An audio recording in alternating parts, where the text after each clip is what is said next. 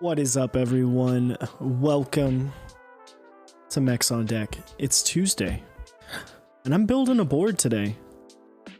Also, quick shoutouts. Upas, thank you for the tier 1 sub for 3 months. Thank you for the build. Thank you for supplying us with this prototype. Today we're building the REKT 1800 prototype. Pretty excited for that. It's going to be the largest build I've done, I think, overall. Yeah, I think so. I haven't built... Chewy's built 2 Austins, his and then as well as an Austin prototype. So this is slightly smaller, being 1800, missing a few keys, but still a very, very large board comparatively to the 60%. Also, welcome, Chexor. I'm glad you are enjoying the music that we have. Bantership, how you doing? Cypher, welcome. And Brez, of course. It can be quite mature. Especially as, if you were here last night, we talked about how we are going to be doing some gaming streams in the next couple weeks. So it's going to be a little bit more of a mature audience. There might be some anger there. Janky Render, are you still winning keyboards? Weren't you winning keyboards for a long time? Deskmat Final Four was today. I'm gonna say horrible thing. When we play Overwatch, you might hear some questionable items.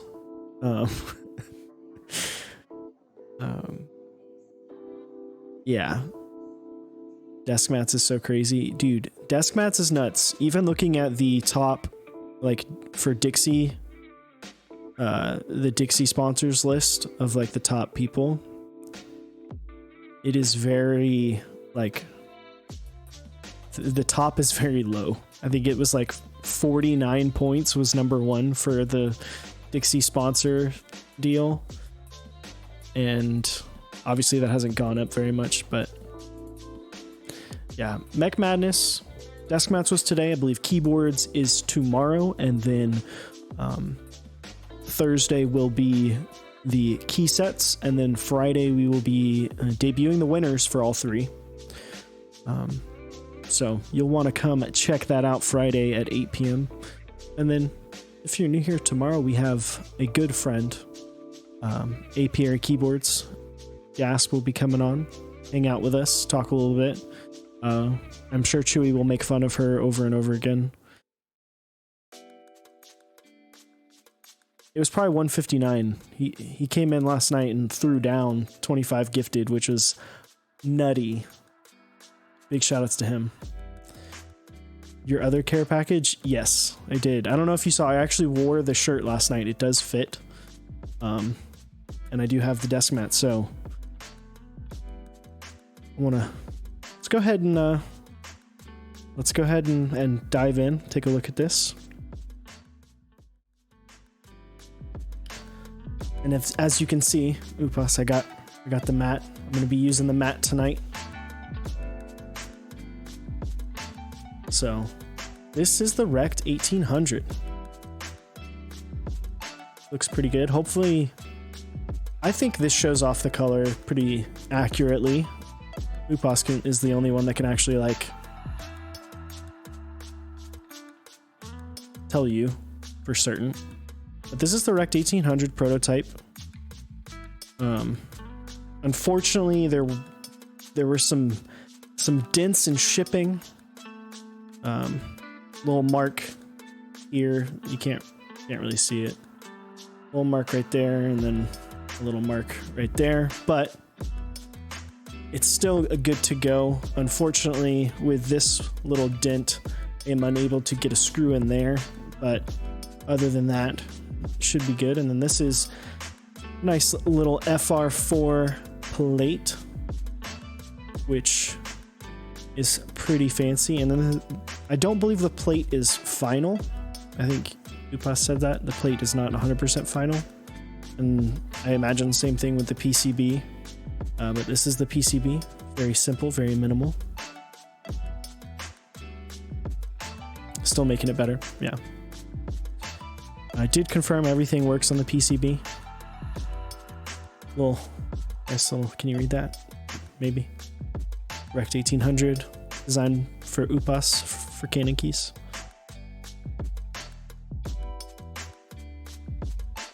PCB is near final. Color will be different though. Yeah, I would assume that it wouldn't be green.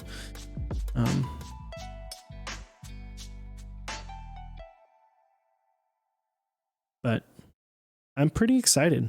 Like I said, this will be the largest build that I've ever done.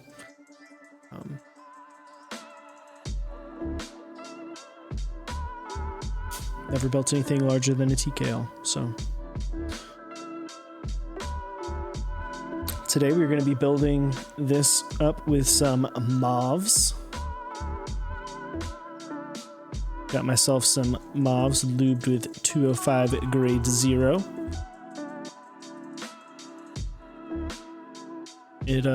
They feel mighty smooth. I was gonna film them, but then I realized I left all the films that I had at work, which I'm not allowed to go back to right now, so couldn't get the films for these, but they are lubed, so unlucky there. Also, do want to point out that, where is it?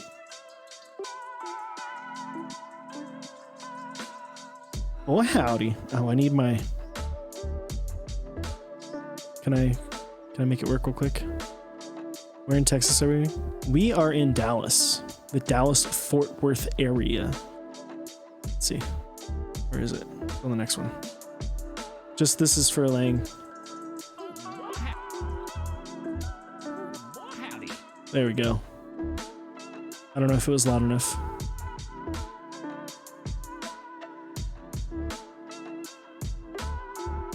What's up, Cartoon 91? How you doing? No, did want to say, if you do get one of these boards, the REKT 1800, and you have, yeah, it's because I have the desktop really low. Something like this will not fit fully in the top. Whoops. It just doesn't go all the way in. So, it's not your fault, Ling. That's because I have the desktop turned down. If you have something like the Nanch, that might work. I haven't tried it, but luckily, also, just go ahead and look at picking up something like this. For whatever reason, the only one that I'm missing is the 1.5, which is what these screws are. Yeah, get something like this. They have it in metric, freedom. So you can get it in freedom units and metric. So, but luckily, as of my past, I do have a fun little guitar tool that has a 1.5 millimeter, so I can get that out.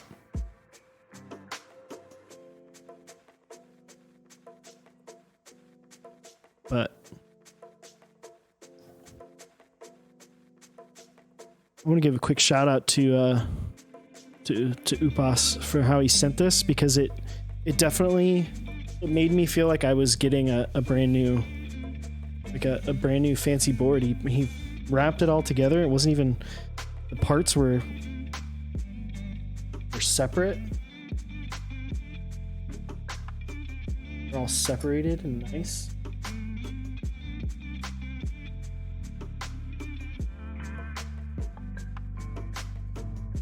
It's like, why does that work? That's 0.05. This is 1.5. What's up, I1I? I want to take this apart so you can take a look at it. top and bottom. Fancy, nice little cannon there. Can you use Nanch bits with a wall stick? I don't know if you can. I don't know. Dang it, I always forget. Where are all my little...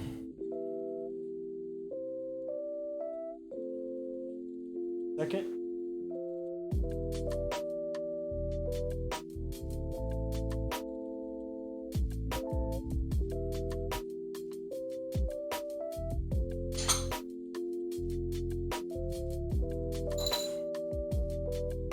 These are my little...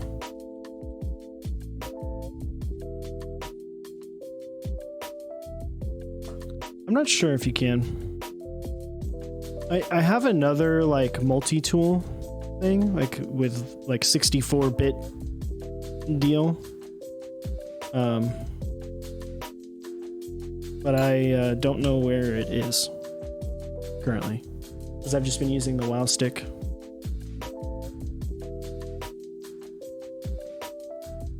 I don't know what happened to my 1.5 millimeter for my Stanley set. I don't know where that went. It's probably lost somewhere it's probably somewhere in Tennessee, because that was, for those of you who do not know, I used to be a guitar technician, which is why I have a bunch of tools for Allen keys, because I needed them. And 1.5 millimeters is used for certain guitar items. There are certain tuners that use them. Certain bridges need them.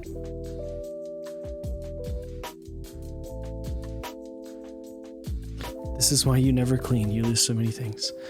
I don't think I lost it here.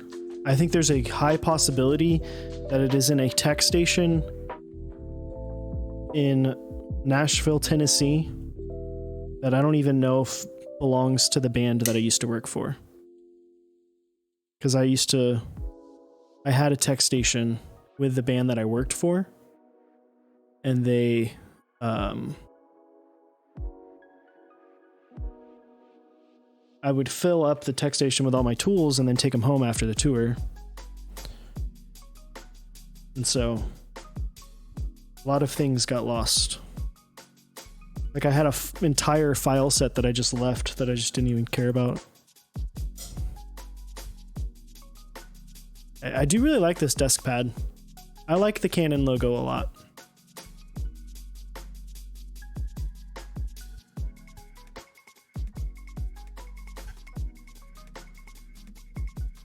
Dude, the t-shirt's sick.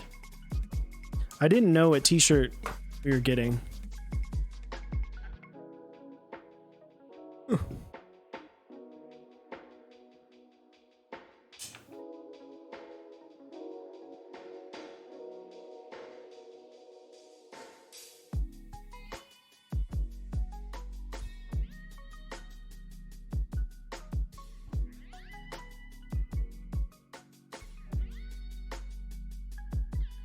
It's like, where's the seventh one? Yeah, so top, pretty basic. One thing that's nice is it has the little setting deals to make it easier, to make it put it on quite a bit easier. When you are looking at it from the top, it's a lot easier. I'm not currently. There you go. Feels good once it gets in. You know, it doesn't move around. Thornkin, it is kind of a rose gold color.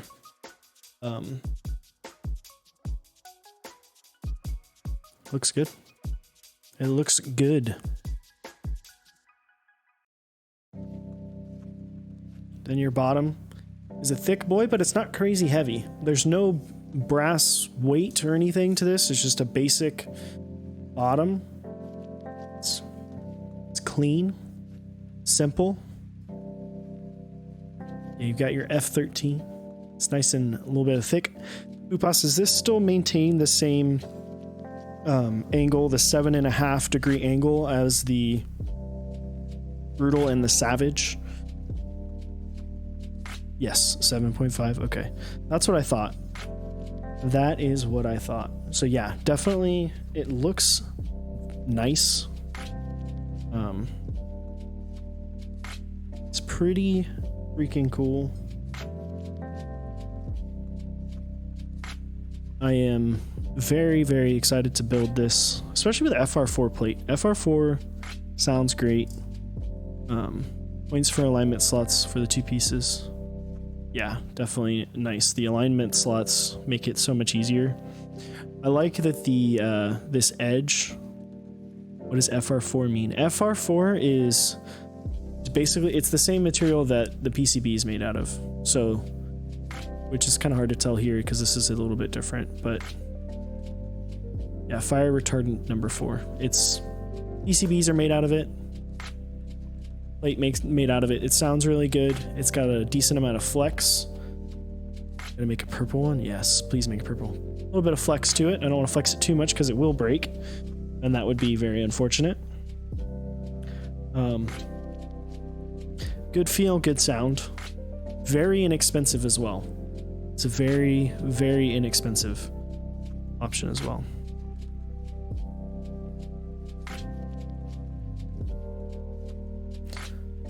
Do you know if the final plan is no weight? I think no weight is probably how it'll go. Just like the Brutal and the Savage, there's not really a weight for those. It's just kind of, it is what it is, and it's not an overly heavy board, especially for the size, which is nice because it gets you a lot.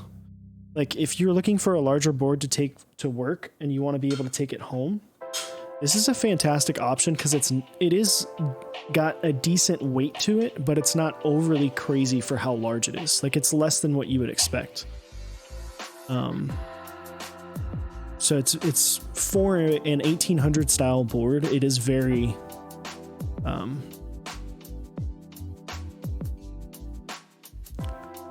portable, I guess. It's not really necessarily a good word, but you can travel with it. You can get a nice little sleeve for it. You know, I know Cannon Keys has some sleeves up. I believe they have one for this, and if not, I'm sure that they will. I know that Upas was telling me that it'll come with a case when you purchase it. Yep, there's an 1800 size sleeve. Yeah, you can throw it in a sleeve, take it to and from work every day. Not a bad option. If you're looking for something larger, maybe you're an accountant, you need that numpad. Maybe you just like to play CSGO and have your buy binds on the numbers. And you want something that's a little bit smaller. Because look, this is a 75%. It's only like, what is that, 3U's? Yeah, 3U bigger than a 75%. It's a very usable layout. Do you appreciate that up here, this section is all even? It bothers me when it's uneven and it's not standard like this. Like this F-row for the Orange 75 is a standard F-row. So it's 1U and then 0.5, 0.5. Whereas I believe this is 0.25, 0.25, 0.25, 0.25, and then 0.5.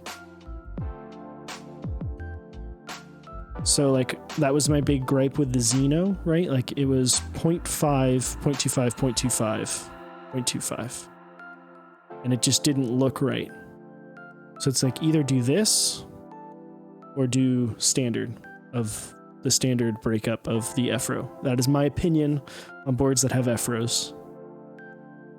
So I don't like less. It's either 1U or even. For right here, for escape to F1. If that's me being crazy, then that's me being crazy. But that is my opinion. And my opinion is my opinion. Cannot be wrong. The color is beautiful.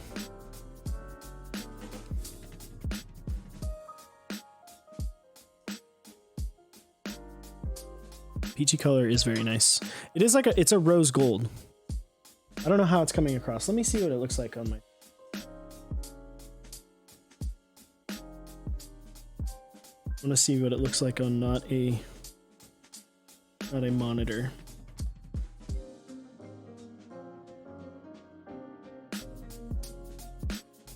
Looks like a light copper. Not group by in stock. Yes.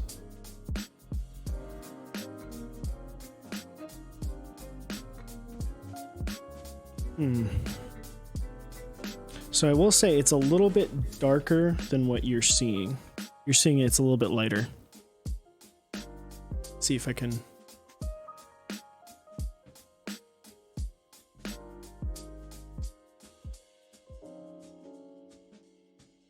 Does that make it? Let's see.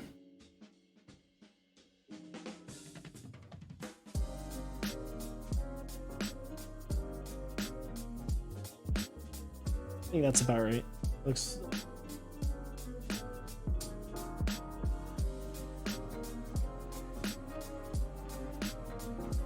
But yes, so Upas did supply everything for this, so shout outs to Canon Keys. Stay up to date, join their Discord if you want to stay up to date about what's happening with the REKT 1800. This is an in-stock item. It is a little bit different, so it is done by a burger mount for the top. So that's gives you a little bit of isolation between the plate and the top. So I'm excited to play with that a little bit. So this is not a group buy, it'll be an in-stock board. No, their plan is for April or May. I was very confused at first because it has been probably 3 years since I've used something other than a screw-in stabilizer. So when I opened the package for this the other day, I was like, wait, where's the screws for the stabs? And then I realized, oh wait, these are snap-ins. They are snap-in stabs. So they just snap in to the PCB. Or clip-ins, I guess is technically the right word. There's clip-in versus the, I would say probably more common at this point.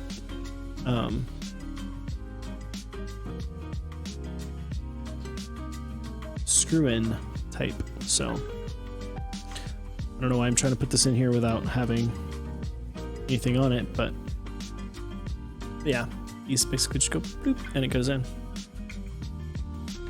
Some people prefer them, some people don't like them. There's a lot of stabs to loop, so let's get started.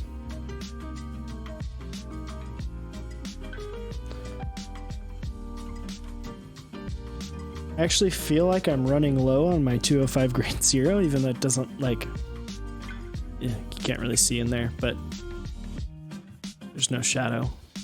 But it feels like I'm running low, because this used to be full. Ooh, mobs. Ooh, boss, will you be restocking mobs? I think it's still kind of up in the air.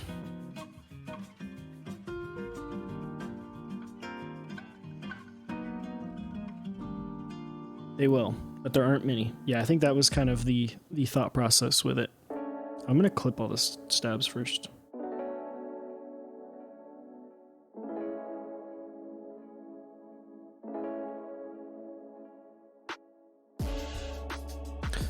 Alright, so first thing that we're doing, we're clipping these bad boys. We want to knock off that leg and that leg. Those two little guys, they need to go. We don't want them here anymore.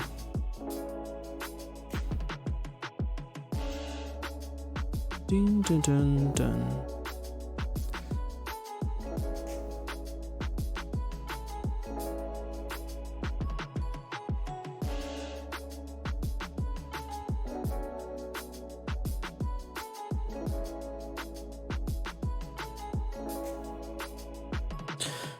Oh man, so how's everyone's Tuesday? I'm 2 days into not working, and I'm already forgetting which day it is. I woke up this morning and I thought it was Wednesday, and until about 2 o'clock, I thought it was Wednesday. And then I was like, oh, I gotta lube some switches today. Living the lockdown life, dude. Me too, man. Well, I guess it's by force for everyone, but can you get a close-up of the bottom? Yes.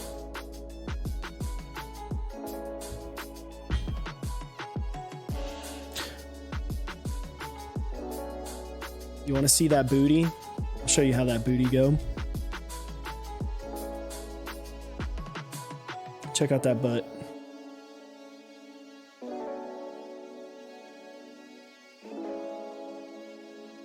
Hashtag key butts.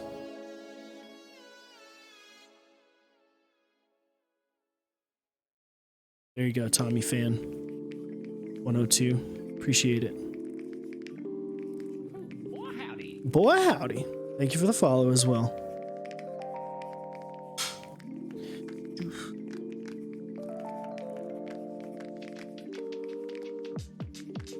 Is that one? Yeah.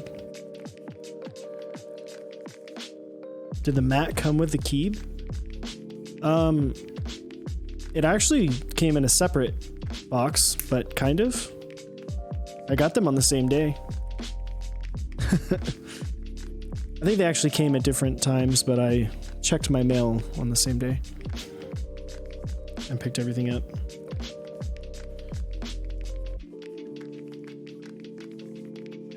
I have to be better about checking my mail in the next couple weeks, because normally I have things shipped to my work. But now I can't be there, so I'm having things shipped to my home, to my apartment, which is weird because I don't like checking my mail.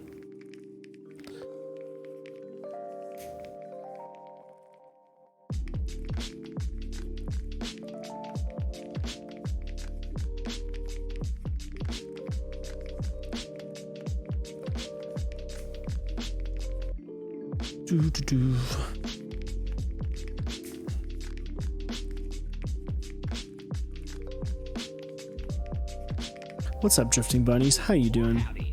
It's Martin W. How's it going, my dude? Thank you for the follow. We appreciate it. Welcome to Mech's on Deck, where we talk about things and we build other things.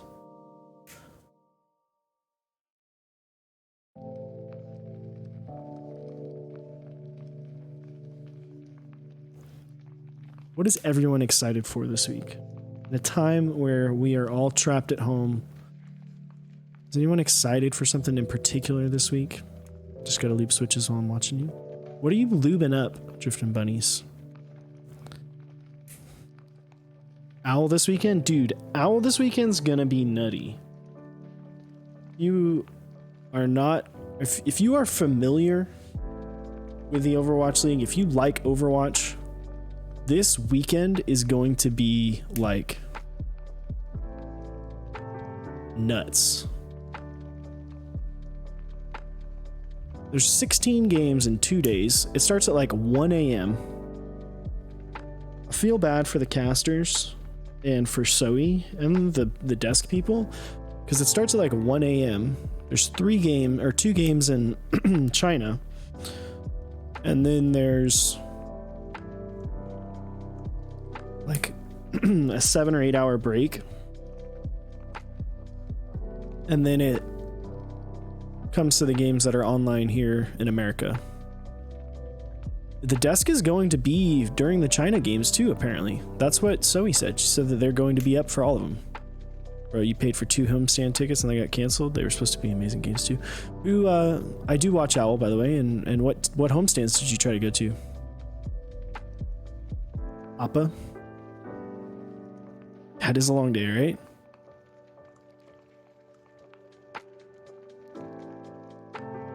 Am I done? I'm done. Yay, the 2 Dallas ones? Dude. You would have seen me there. You would have seen me there. I actually work with the fuel during those events. I actually worked the one back in April, the beginning of April. I was set to work both the Call of Duty one that's supposed to be this weekend, or was supposed to be this weekend, and then the 2 April ones. Fortunately, that's not happening. The 2 April Owl ones, but I am what's called a lead brand ambassador for the Dallas Fuel / Dallas Empire.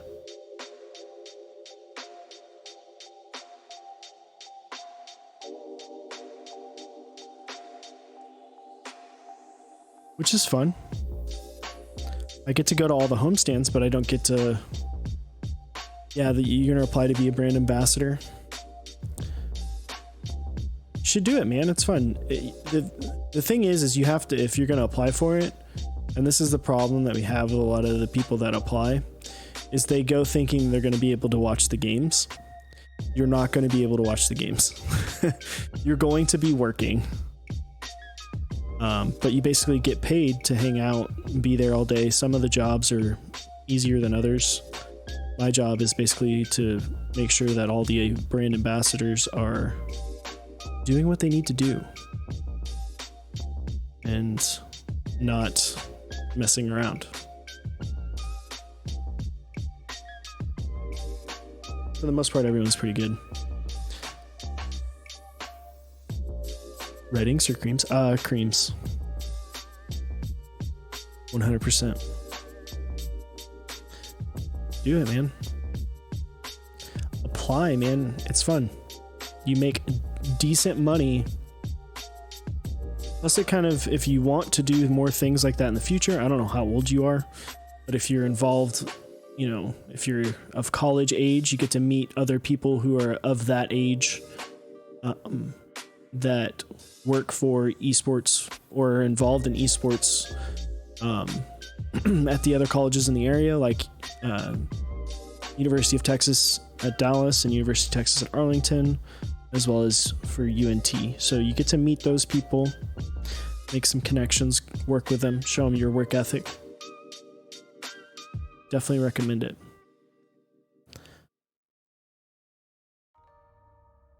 There is still one homestand coming up in July. You're about to graduate college next semester? Oh, nice. Congratulations, my dude. Well, in that case, then you'll make connections. You'll meet the people that work for Team Envy / Dallas Fuel.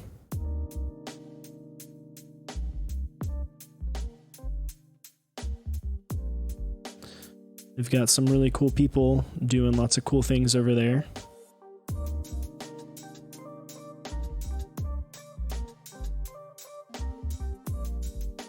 And depending on how Corona blows over.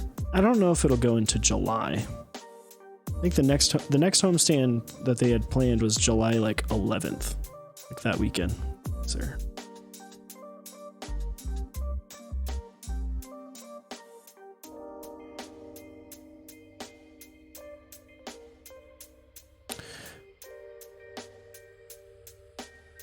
I think it will be a bit. I don't think it'll be July though. I hope it's not July.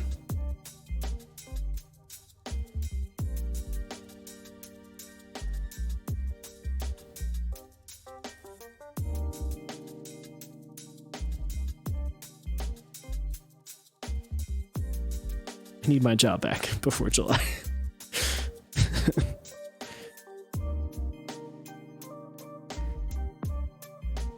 But yeah, enough about that. COVID-19 is destroying things. you know what? We will come back stronger and better than ever. However long it takes.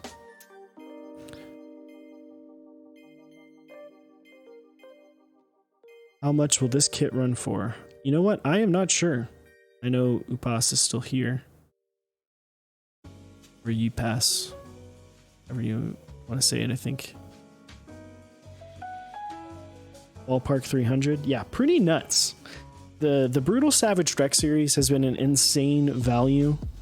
You know, there's been multiple rounds of the Brutal and the Savage. Obviously, this being the first one of the REKT.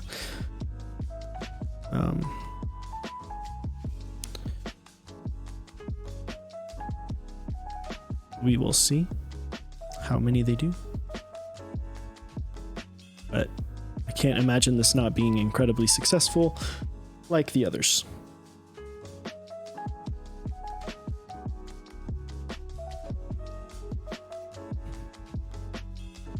The thing is if he does a TKL, what is he going to call it? The meme is over after REKT.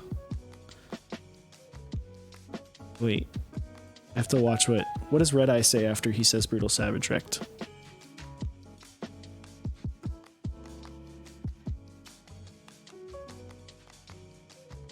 Wow, what do you say after that one? Brutal Savage REKT, absolutely taken down. No, I don't know if you could meme that. Absolutely taken down.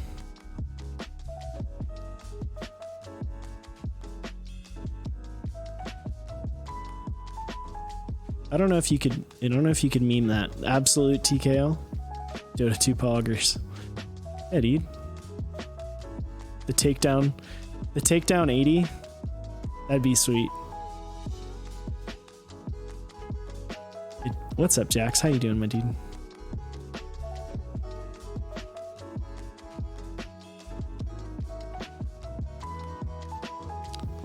Devastating TKL too late.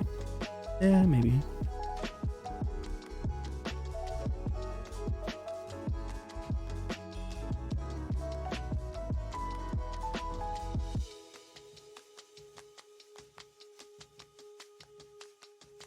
Or what you could do is you could just call it the Red Eye.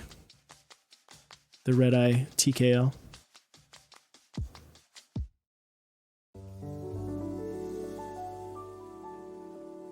But then you got to get in contact with Red Eye himself.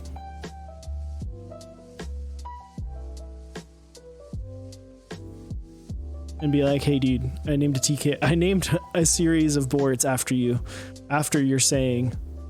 And this one is named directly after you. OG, because that's who won that TI. True. If people are in chat or just listening to me talk about this and have no earthly idea what is going on, let me link a YouTube video. So there is a very popular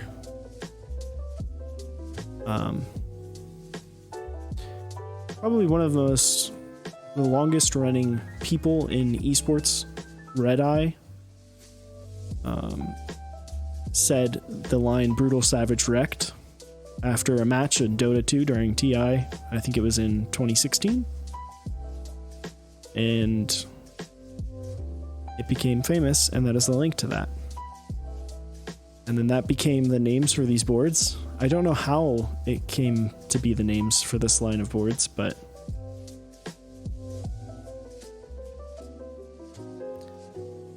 Brutal Savage REKT.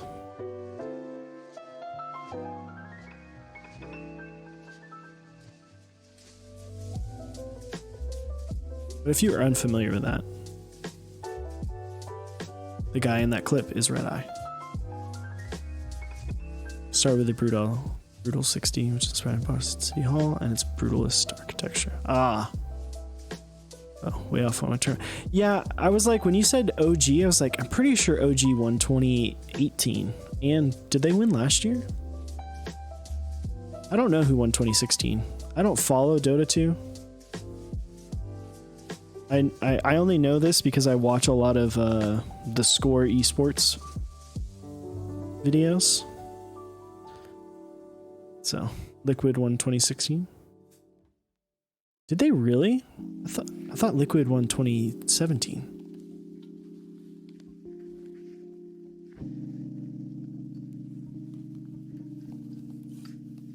Because 2018 was the year of the underdog. Because that was the year that Cloud9 won the Boston Major, which was the first North American team to win a Counter-Strike major. And then OG won Dota 2, the TI, because they were like, they had a guy who was a coach that was on their team, and then they had someone that they literally just picked up off of like solo queue. And then won like $12 million in like 5 days, which is nutty.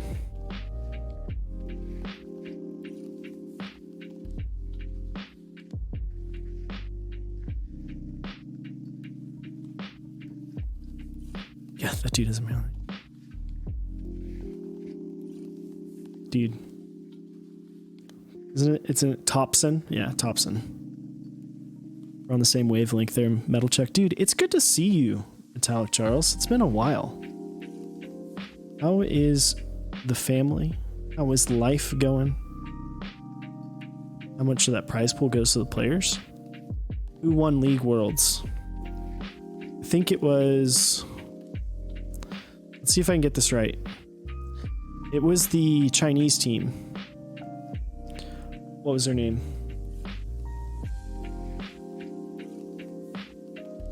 I can't remember, but it was a Chinese team in 2018. This was the first Chinese team.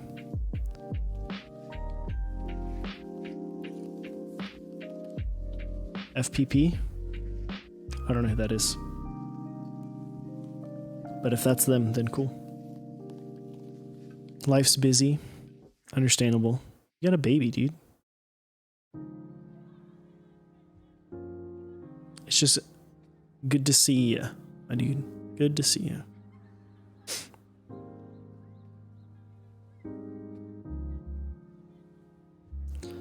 I don't understand what happens in Dota 2 or League because I've never really played those games. I opened Dota 2. It was actually one of the first games I downloaded when I built my PC because I've heard so much about it.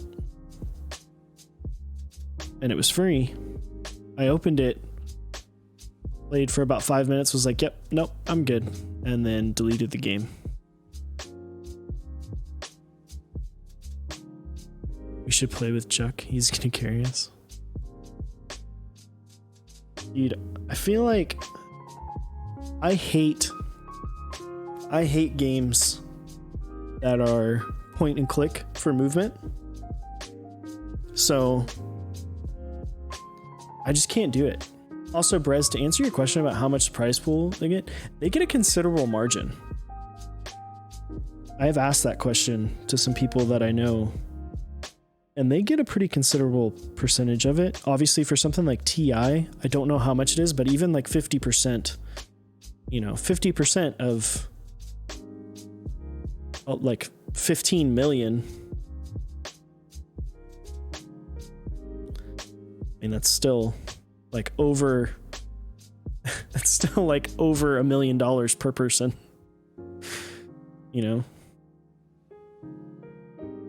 because realistically, the org is going to put more money. They get more of their money from like sponsorships,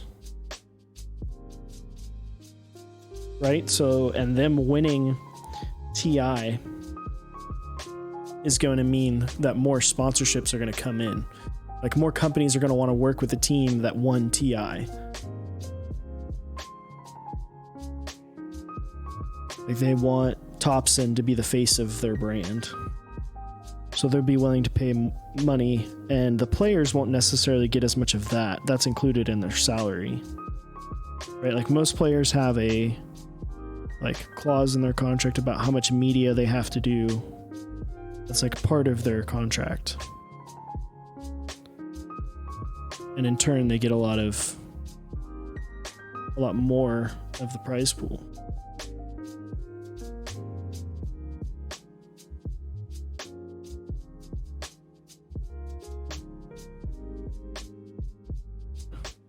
MOD Unreal Tournament.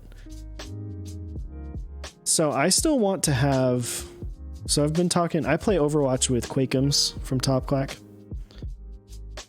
Like every day, almost. Quakeums and Geo, not Geo. And Baby Geo. He plays sometimes. Not as much anymore, but, you know.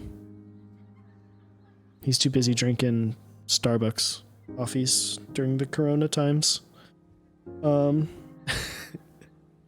But we've been talking about wanting to do a Mechs on Deck versus Top Clack Overwatch tournament and do it like fun, like have some like serious maps, but then also do some like workshop stuff. That'd be fun.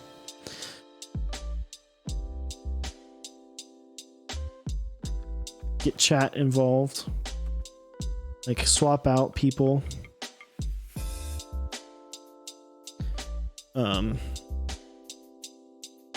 I think it would be a good time.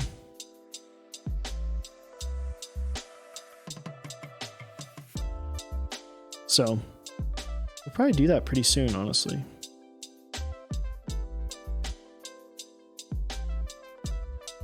But I definitely, the person that I want to have commentate it, I want to have Langlandia commentate it. Because that dude's got a nutty voice. I put that in the wrong way.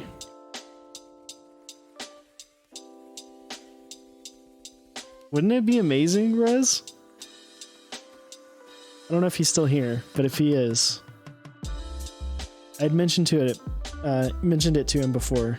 It would be amazing to have him commentate the games. Because not because he would know what he's talking about, because I'm pretty sure he would probably have no idea, but it would just be fun because he has a great voice and he's a fun guy. He would make it hilarious.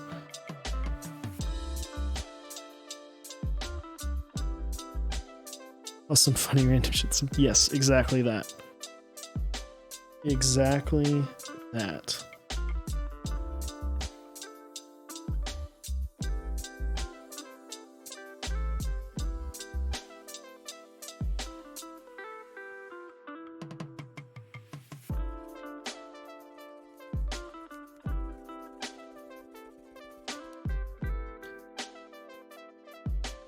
Oops. He had a magnificent comment on his Reddit post of his interest check about someone telling him that Grain, the name was stupid. You know, and you'll have to check the interest check thread on Geekhack to see, but it was pretty hilarious. Kid was very upset about the usage of the AE. Needlessly upset.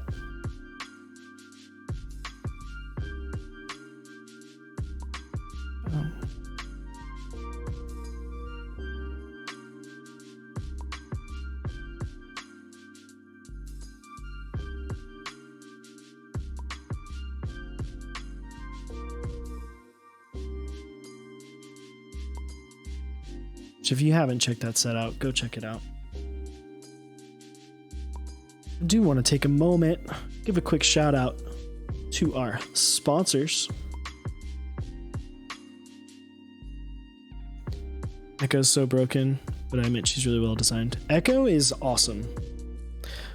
But quick shout out to our sponsors. Go to switchmod.net/mechsondeck if you want to pick up some 205 grade 0, which is what I'm using right now to lube my stabs. Using that link gets you 4% off everything he's got in stock. I know he restocked a couple days ago. He does have a product over there called The Spesh, which I highly recommend because it's a little bit of everything. So you get some 205 grade 0. You get yourself a little bit of 3203 and some 3204, so you really can get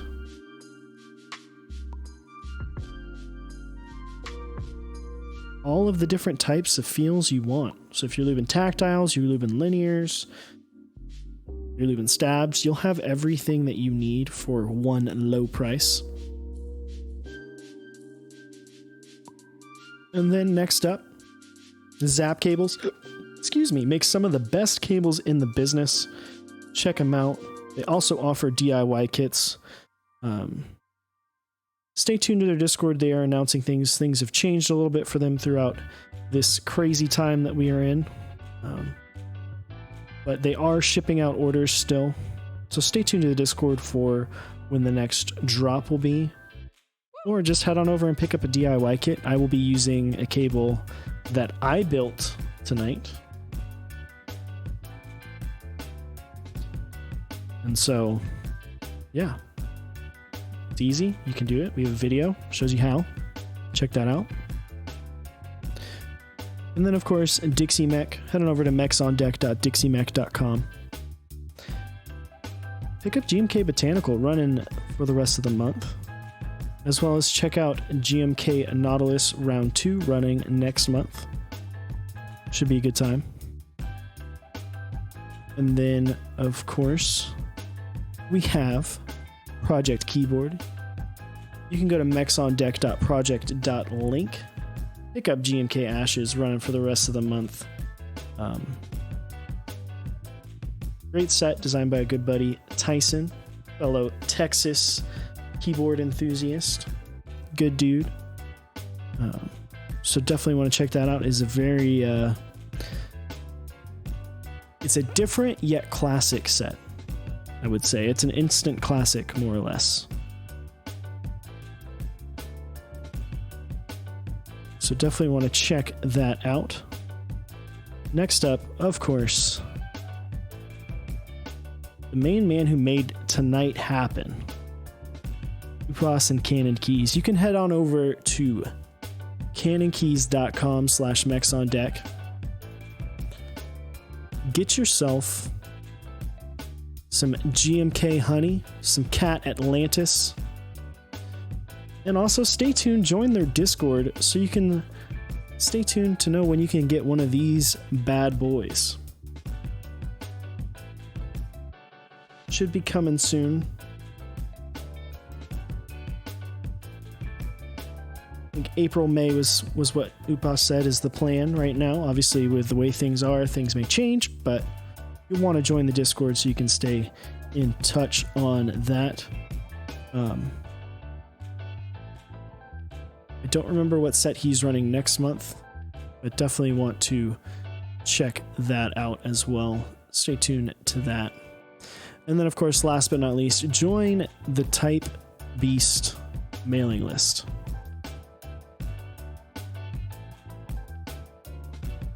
Just join it. Good info. Good thoughts. You'll want to stay up to date on that.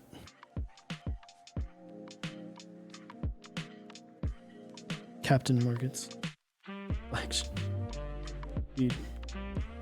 If that was the case, then why didn't the Satisfaction 75 come with a bottle of Captain Morgan?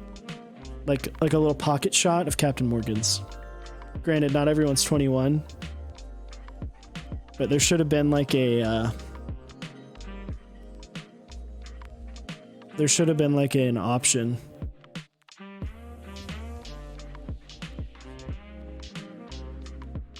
It's like a little pocket shot of Captain Morgan's Spice Rum.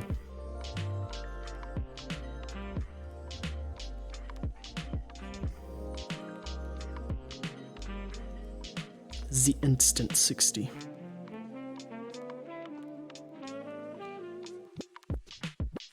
Nips? What? A lube bottle of Captain Morgan's? True.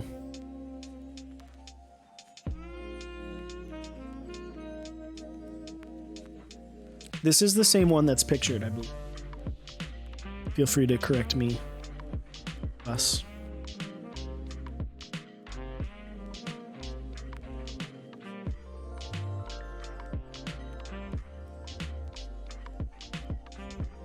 Different unit than yours. Oh, okay. Well, then I was wrong. It is different.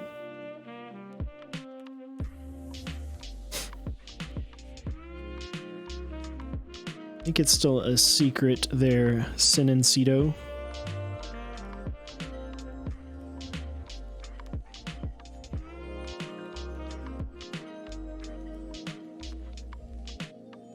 But stay tuned to the Discord so you can find out. As I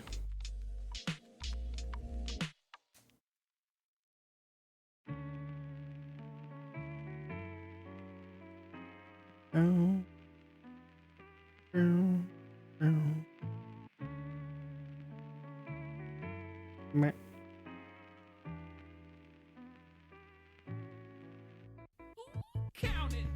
Ooh, count it. Thank you for the 100 bits, my dude. Appreciate it. Also, C-Man Beard. Thank you for the follow. Wanted to make sure that I paused there. Because I feel like you're trying to debate me with your name, senor. And I will not be debated. Just kidding, I get debated all the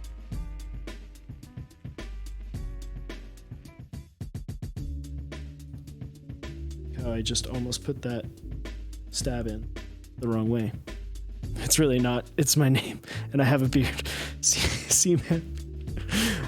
Unlucky, man. Not unlucky. That's actually pretty awesome. That's pretty awesome. Not gonna lie. Thank you for the follow. Appreciate it, my doggy. Welcome.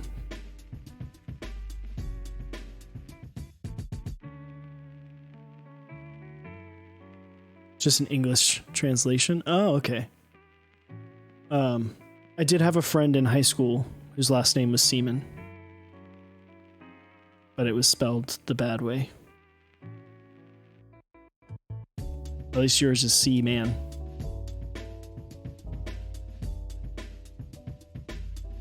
What lube am I using? This is Sinan, so you can really... This is 205 grade 0 from switchmod.net/mechsondeck. So highly recommend this over really anything else. You can use super lube or dielectric grease. But what I have noticed is that both of those options kind of over time die out a little bit.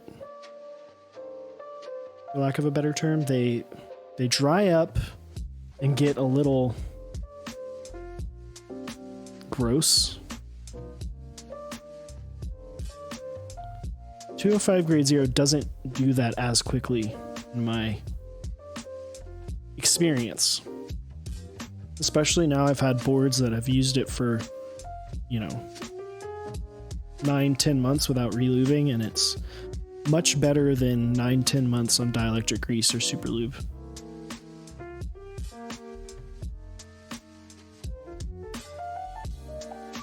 Obviously, that is my opinion, my findings. Your mileage may vary.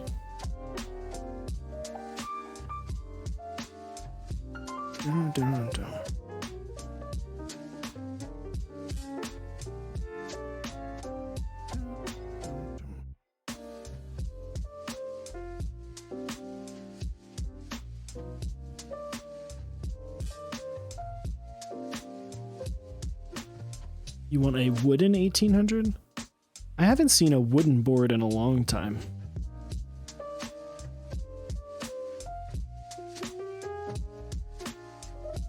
It has been a hot minute since I've seen a wooden board.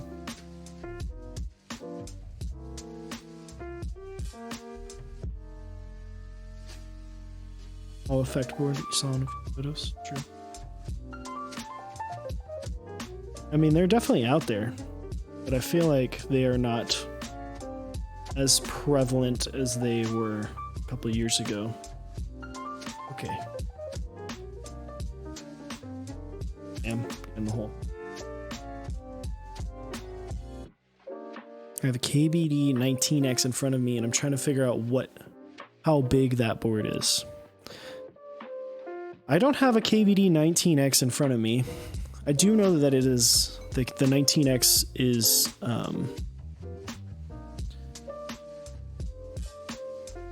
similar size. Let me look.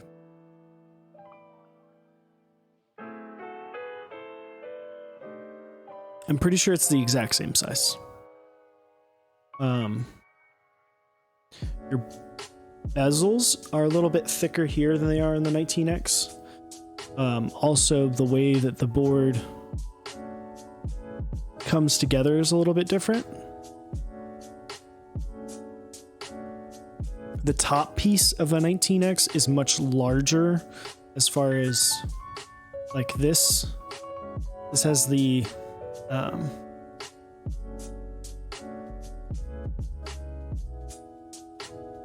can't remember the word. Beveled? Edge? Is that the right word? Maybe. This has this edge on it, which overhangs the board. Chamfered edge. Thank you, Beadlocks. Appreciate it, my dude. Whereas the actual, so it's a little bit wider. So the actual width of the bottom of the 19X, I would imagine is fairly similar to this, but the top is a little bit larger here. So you can see how this fits on. How there's that little edge that makes the top a little bit wider, so you get a little bit thicker bezels. That brutalist look. True.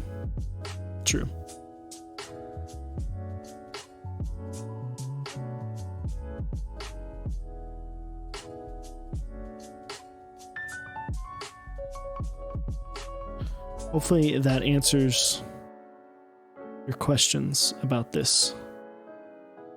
Beautiful board. Not a huge fan of the overhang. See, the thing about the overhang is you won't really see it. And when you have the board together, you don't really notice it. Also, it's kind of crazy how nice this is for a planing around $300 price point. Like, it is a much nicer looking board, a much more even. Live long, eat dong. Live long, eat dong.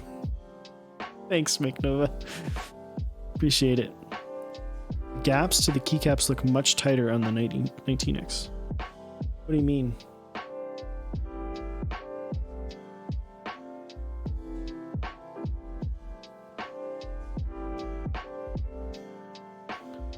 The gaps to the keycaps.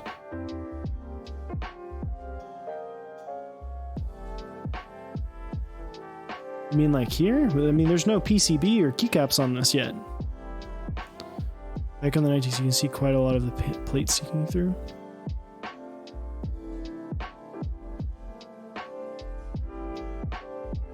I can imagine. I would imagine that that's standard also. Yeah. I don't know. I don't have a 19X. Are you talking about... I think he's talking about, like, for the edges. Yeah, I imagine this will probably be a little bit tighter. I haven't put it together yet, obviously, so I don't know, and I don't have a 19X to compare it to.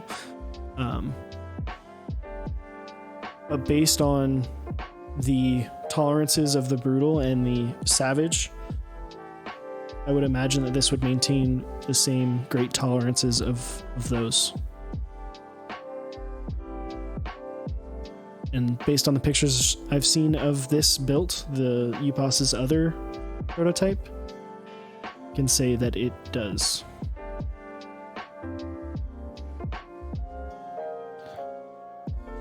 That is one thing we'll be looking at tonight, is checking out things like tolerances, gaps, little bits and pieces. I mean, this is priced very similarly to the 19X, or is planned to be. The 19X is $285. This is planned to be around that same price point, a $300 price point. I would say if you were looking to get something like that, like if you're looking at a 19X, I would definitely consider waiting and getting one of these. Because one, not only are you getting an incredible board, incredible looking board, you're also supporting a American company.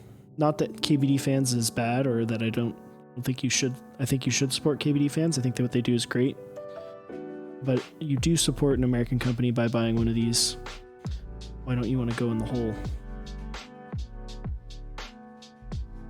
Is it because I have a... No? No, you're good. That's what we're here for, my dude. There it goes.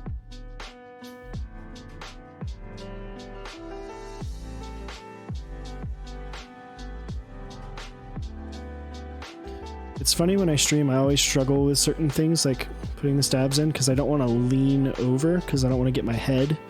I don't want you to just see like the back of my head. And I want to make sure that I try to do everything on the camera.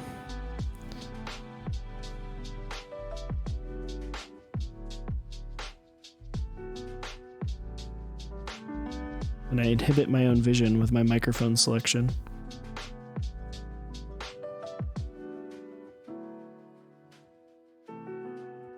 Alright, need to like clean that off a little bit.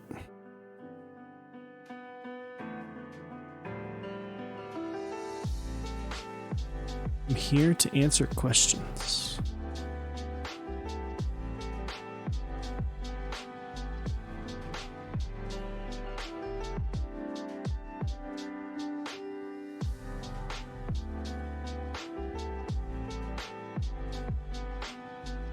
What keycap set is that? On this, on the orange? That is Hyperfuse Origins. The first round of GMK Hyperfuse Origins with a salty cap from the GMK Carbon round 3 set.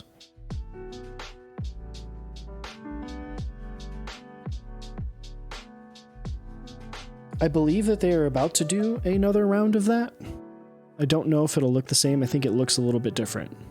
I know the first round obviously had teal accents. The second round, I believe, had the purple, more purple accents. So, and I think that they are releasing it again in a slightly different colorway, I believe. Someone can correct me if I'm wrong, you know? Typically it goes up on originative.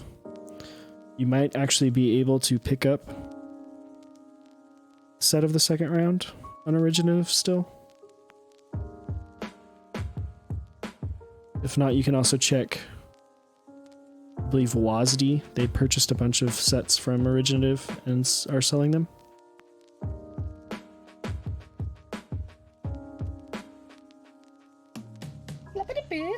Frisco Mo, thank you for the Twitch Prime sub. I appreciate it.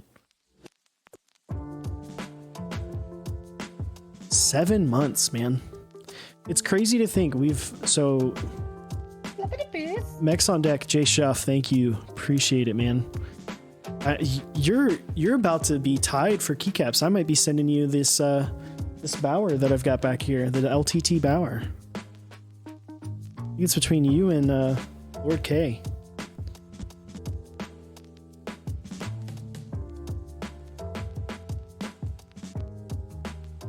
Actually, I don't know if I'll be sending it directly to the winner. I think Dixie will probably do that, but getting real. Dude, everyone remember, vote for Mech Madness. I don't know if Great Wave Dark is winning. I don't know if Tuila is winning right now, but go vote. 2 great mats are going up against each other. There, battle for blue, and then I think it's 8008 versus, can't remember. It's 8008 versus something else.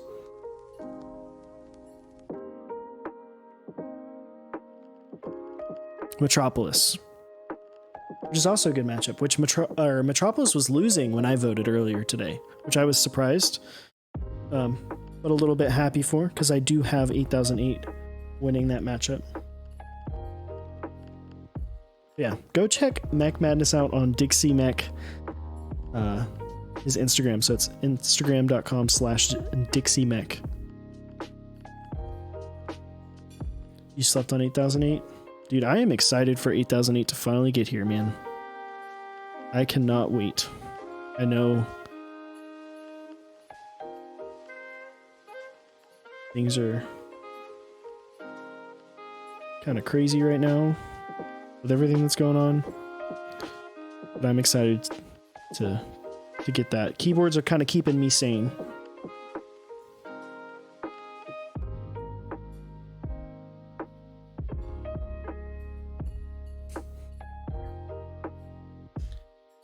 Especially since I'm not working. Keyboards are definitely keeping me sane. You almost bought an Oblivion set today? Should have, man. I think you can still get extras from either novel keys or drop. Just if you buy it on novel keys, make sure to use someone's code so it helps them.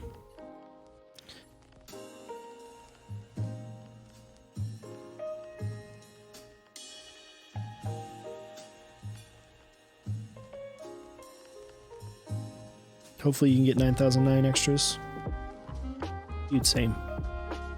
Actually, not really. I don't really want 9009, to be honest.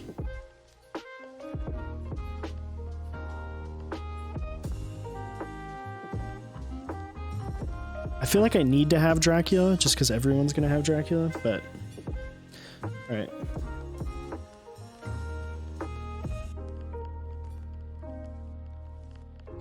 GMK Apollo. No. Won't be that long, Lurk. Or Lunk. Won't be that long. But it will be a while. Where?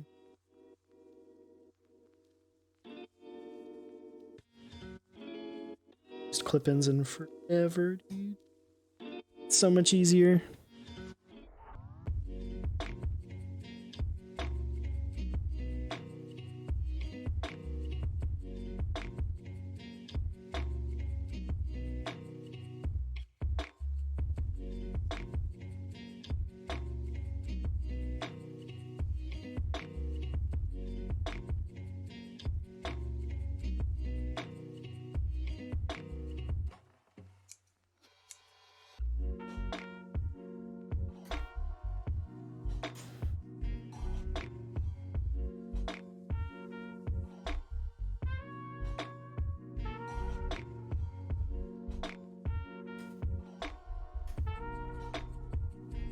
I'm getting my fingerprints all over this. Unlucky.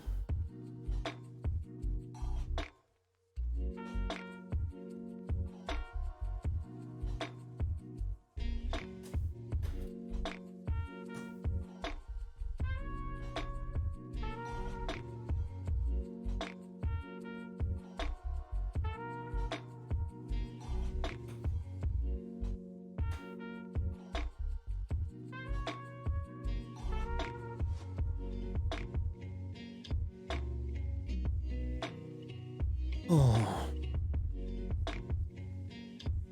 Do I have to do full backspace? Can I do split backspace? That? What do you want to see?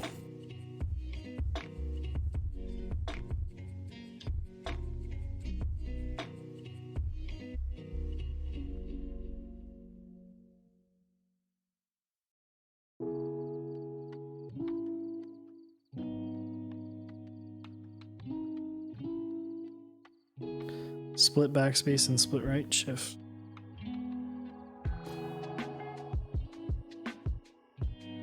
Because he sent the stab, I'm gonna do full backspace. Because he sent the stab, and I already lubed it.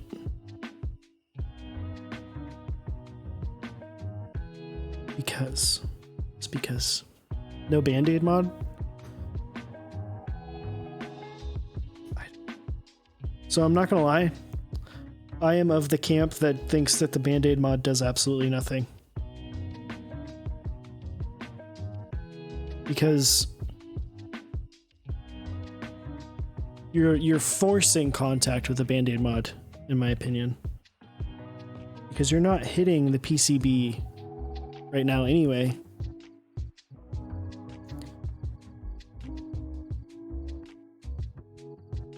So it's really only there.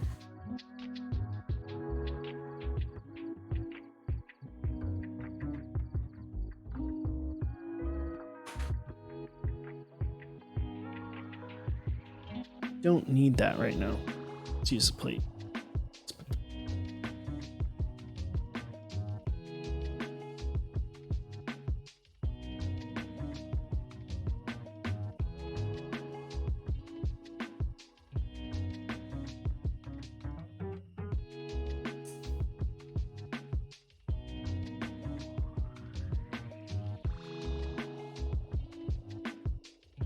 You can see my light.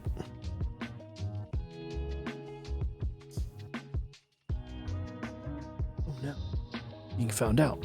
Plate material is FR4. I probably should have put that in the exclamation point build. It is an FR4 plate. Which I think if you have a Savage 65, you can get the you can get an FR4 plate for it.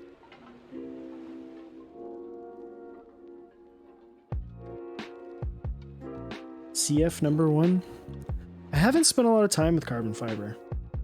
I haven't owned one, I haven't built one. I've only used it at meetups. I should be getting a carbon fiber plate board soon.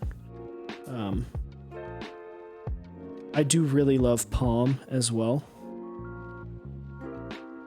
Do really love Palm. Alright, so we're going to be using... You got one for the Sirius? Nice, you. Let me not put it on my keyboard. Okay, it's not on my keyboard. I want to accidentally go... like, stop the stream for no reason.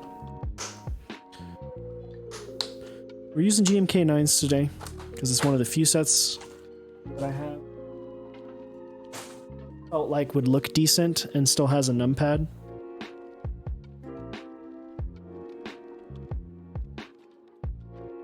It's a 7U.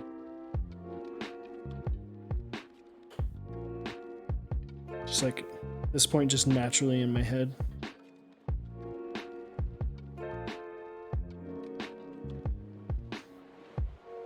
Spacebar has never been mounted. So it went on the Sirius, and then I can't find the hole. That's what she said. That's what he said.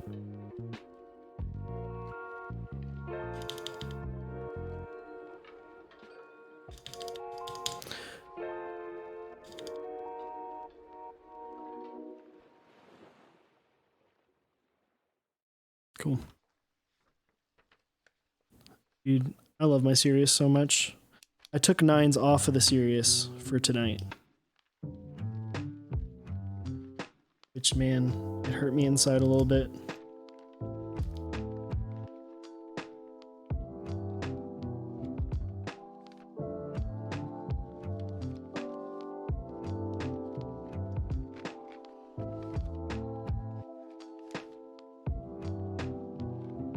Oh, she said, begging. True. True.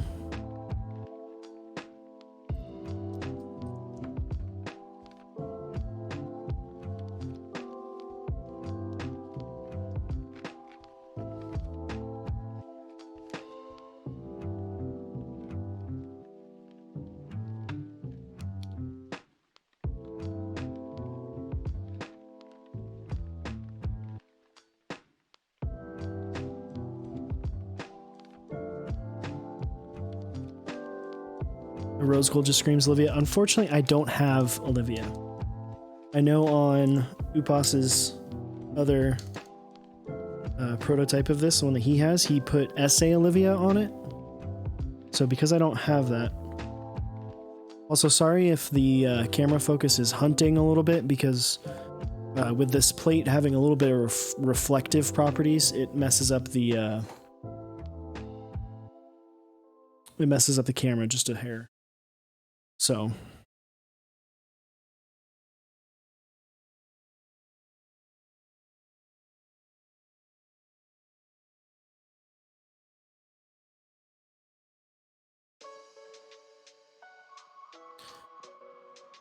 Did you mean to spell it cafe? I think cafe would look good on this as well.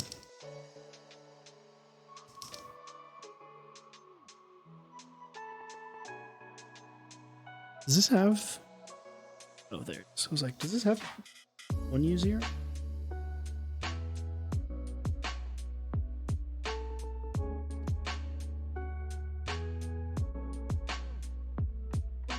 Head for Phil. Cafe would look great on this.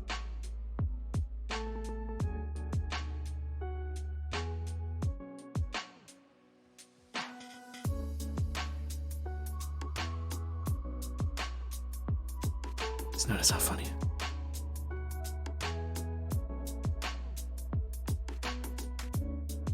I mean, if you just used the AE in the wrong way, you're gonna give me a you know, get your own dad jokes out of here.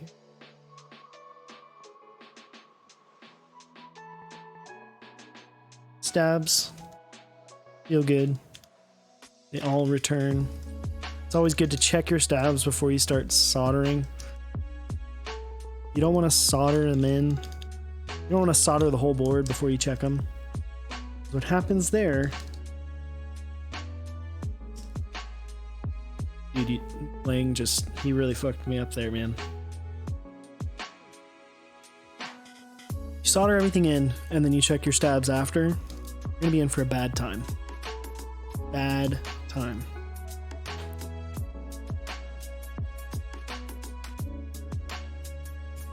It's PBT grain. And it does look hot. It is going to be very fairly priced, so I am very excited for it. I do not know pricing yet. I don't know if... I'm sure Lang knows pricing, but I'm sure it's not yet out. Obviously doesn't want to disclose that just yet. But based on the other PBT sets that have been running through Key Company, it is going to be tray back on.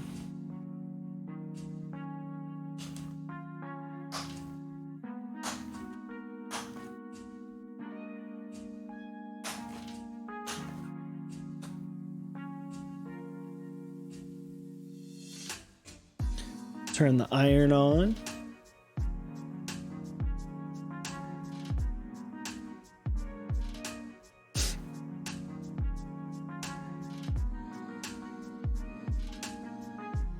You added something to the kit? I have to look.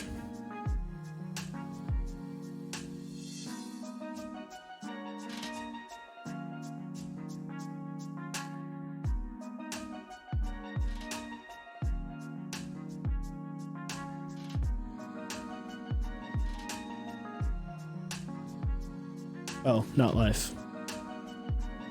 Okay. Don't bother looking. Unlucky. You know, sometimes it'd be like that. It's always good to put some switches, some anchor switches in. Especially on a plate that has as much flex as this does. You want to make sure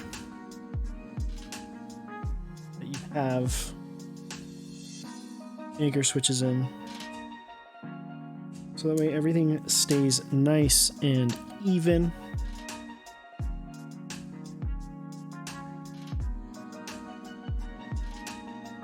Just throw them around on the board.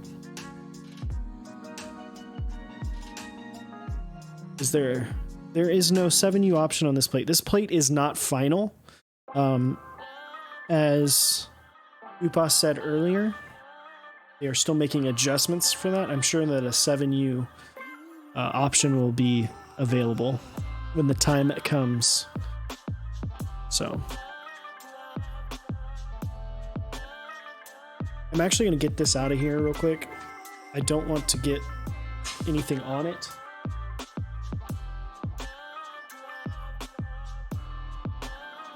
don't want to get any flux on it. Sorry for the camera hunting. Stop hunting, camera. It's the reflection from the...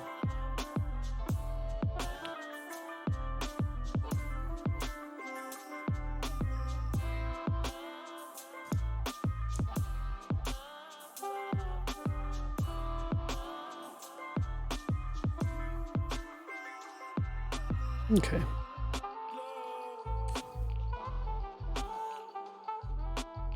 That should be good.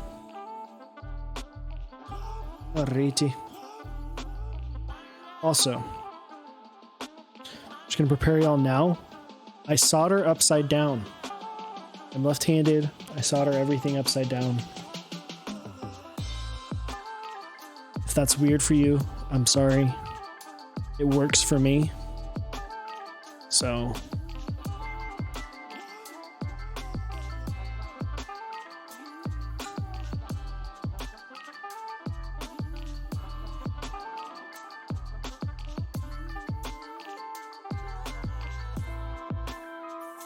always make sure to properly tin your iron before you start.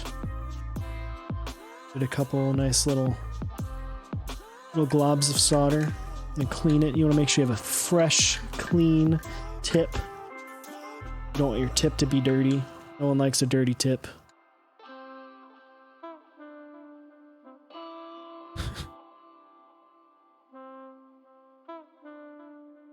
And then that way when you get started, go. Hey.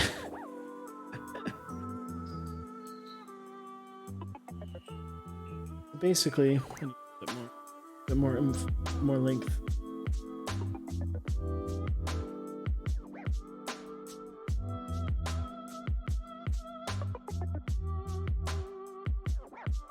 Soldering in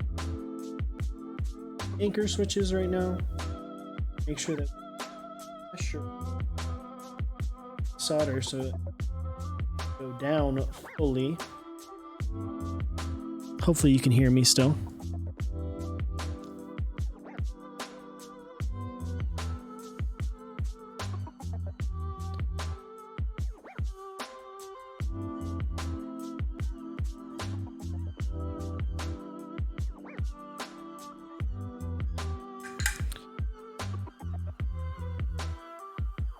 How would you describe the Lilacs as a tactile switch? A slightly better T1. Less, like, if you're familiar with the Zelio V1 and the Zelio V2, in terms of tactility, it sits right between both of those. So in a time where we are in super hyper tactile switches, it is a decently tactile switch to moderate tactile switch. It's not a crazy tactile switch. It's not like a Zyko or a Holy Panda or even a Zelio V2. I would say it's a medium tactility.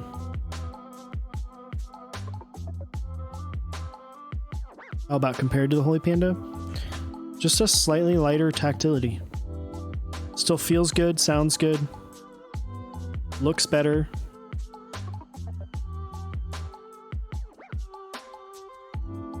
But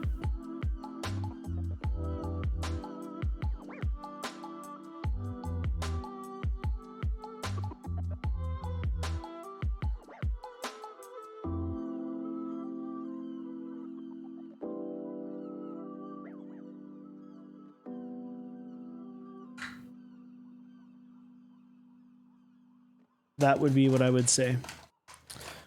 So if you want something a little bit, what switches are less tactile than Lilacs? Oof. Browns. Bent to pen. Oh, also, you were asking last night how to get a switch out. So I bent this pen right here. So I go in, I get these two tabs on top and bottom, and I yoink. And then for the bent pen, grab my tweezers and save this little guy. I can get in here. I should probably do it with my left hand. What is up, Stash? How you doing? There's still some lube on here from when I was picking springs out. I just grab that pin, rotate her back up, get it as straight as possible. It is going along nicely. Excuse me. And now it is nice and straight.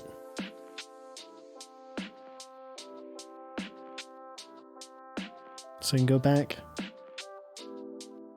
Hopefully not bend it again. And I didn't.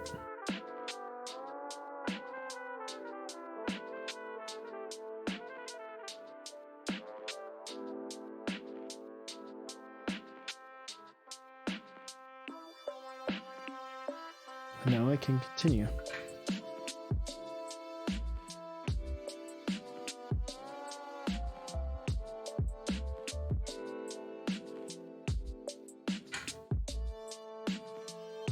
You good now, Cord?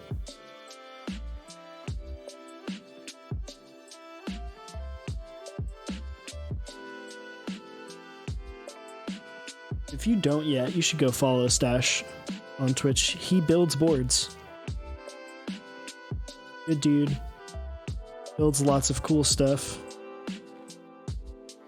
Definitely worth following.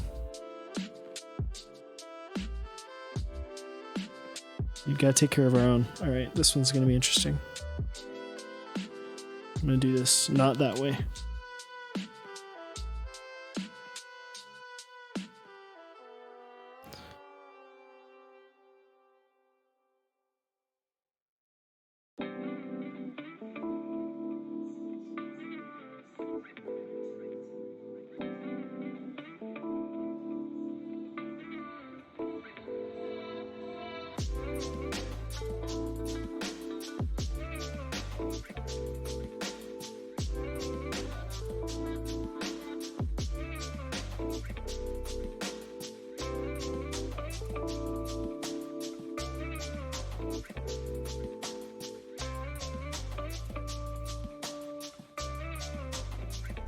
Okay, so I want to talk a little bit about why I just did that the way I did it.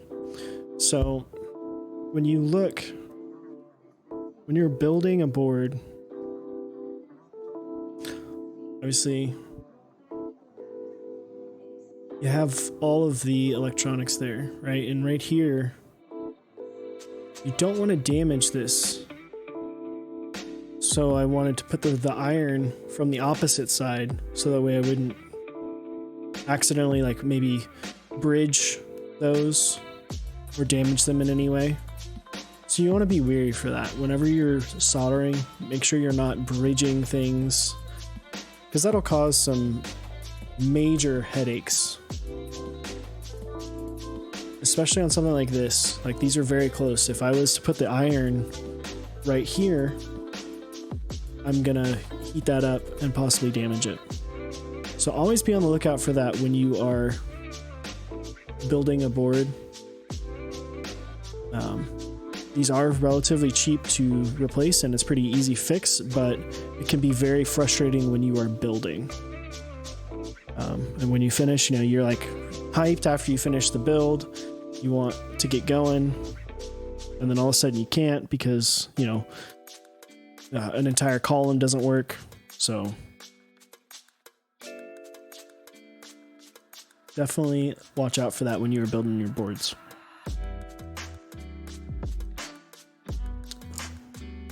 Welcome, Mr. Nine Walker. How you doing?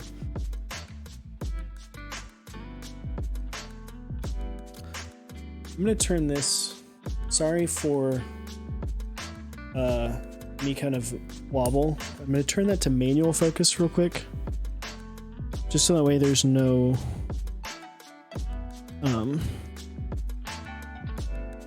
weird focus flutter. It doesn't hunt. Dude, I'm just sitting here building a board that I'm excited to finish. I'm excited to see how this sounds. I love FR4 plates. Kind of fell in love with them after I, that's gonna be, no, it's not. Just feels weird.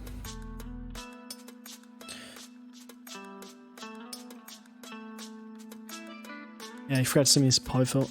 I'm still excited to hear how it sounds. It does have a big inside, but I think it'll be pretty decent. Why I put the switches in there.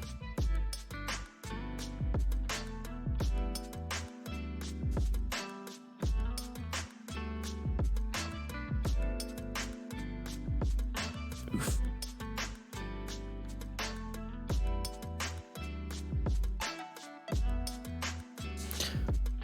I mean, I could like rip open some dog hair. There's dog hair everywhere. Where's dog hair? Where's dog hair? My dog sheds a ton.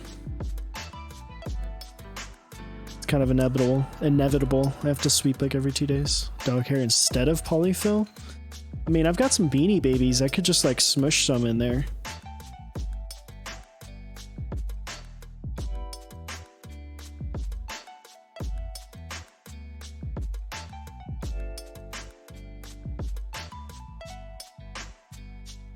I have 2 Beanie Babies called Weenie and Nuts. It's a squirrel and a dachshund. When I was a little kid, I went to Hawaii with my family, and I took my Weenie and Nuts with me. I left him in the bed, and the housekeepers, they just ball everything up. And they took my Weenie and Nuts, and I was running around the condo that we were staying in, or not condo, but the hotel room, saying they took my Weenie and Nuts, because I was like 4 or 5 maybe. I may have been younger than that, I don't remember. But my brother, who was he was a teenager at the time, was dying laughing because I'm just running around yelling, I lost my Weenie and Nuts. And luckily, my parents were able to find, because this was when Beanie Babies were nuts. They were crazy. You couldn't find them anywhere, but they were able to find Weenie and Nuts at one of these stores in the airport. So I got my Weenie and Nuts back. So shout outs to my moms and pops for saving me. And I still have my Weenie and Nuts to this day. They're somewhere in like in a box in my closet.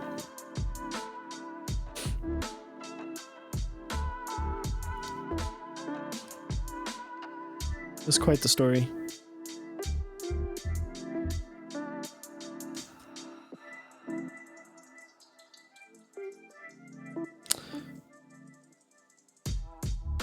Thanks for dude, yeah, right? I mean, it's true. What's even better is that my brother, he told that story during one of his like finals for college. Like he did some sort of like public speaking class, like some sort of speech class. And somehow it fit and he told that story and the entire class was dying.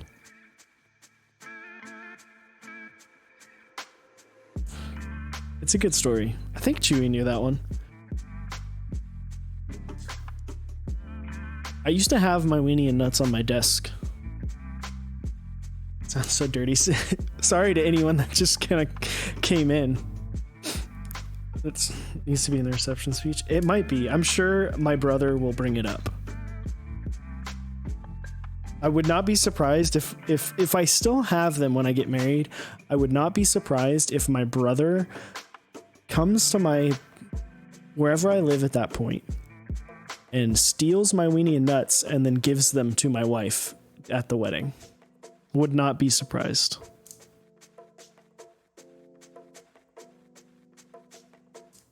Even though my brother's 10 or 9.5 years older than me, he's still a child at heart.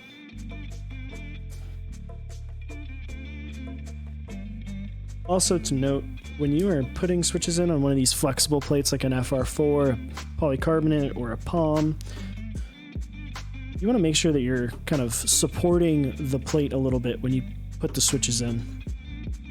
Because what can happen is if you don't, then it'll pop the plate down, which can kind of be a pain in the ass to deal with, especially when you get to this point. If that plate gets popped down and you gotta lift it up, you kind of have to take the you really don't have much of a choice other than like trying to shove a screwdriver in there and pop it back, or taking all the switches out. So it's always good. Put a little tension. This is FR4, Regilicious.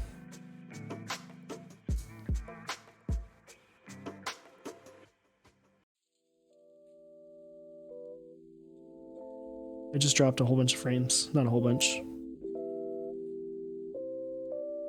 880 frames. Sorry about the stuttering there. Don't know why.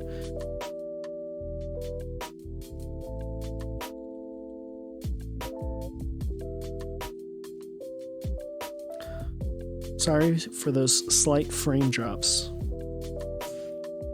You're watching Merlin use floss to pull his switches through a palm plate. Interesting.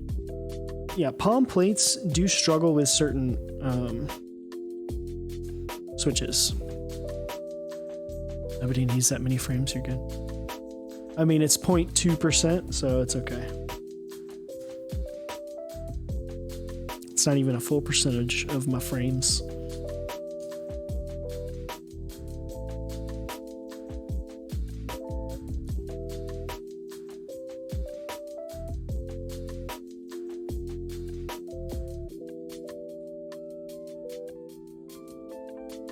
It's never like my computer either, it's always the internet. Like, I wish I could stream at a much higher bit rate. The quality would be insane. Dude, I know, right? This Orange 75. It's getting a little bit of the, I'll pull it up a little bit so you can see it. It's getting the shadow from the camera. But looks so good, right? Like, Hyperfuse Origins, very shined, by the way. Is it your first board? It was my first big boy board. It was one of the first boards that I fell in love with in an interest check phase. Yeah, it's my first big boy board. It's my first, like, group buy board. Even though I didn't buy it in group buy, but like the board that I had before this, it actually had two Tada 68s, which are a fantastic option at $100, although now I would recommend a Tofu over that.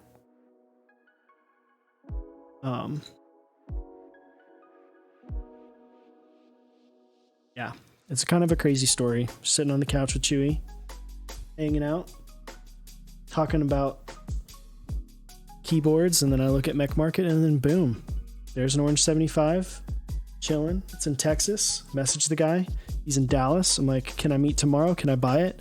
And then what's even cooler is I came home. I was like, man, I think I have the money that I need just like in cash in a drawer. Because there had been a situation where I thought I needed cash, but I ended up not needing it. And instead of depositing it back in my account, I just like put it in a drawer. I was like, well, this will be cool just in case, you know, if I ever need it. Found that money, ended up only taking like $30 out of my my actual account. So I got this board for like $30 in the way I see it, because I kind of forgot about that cash.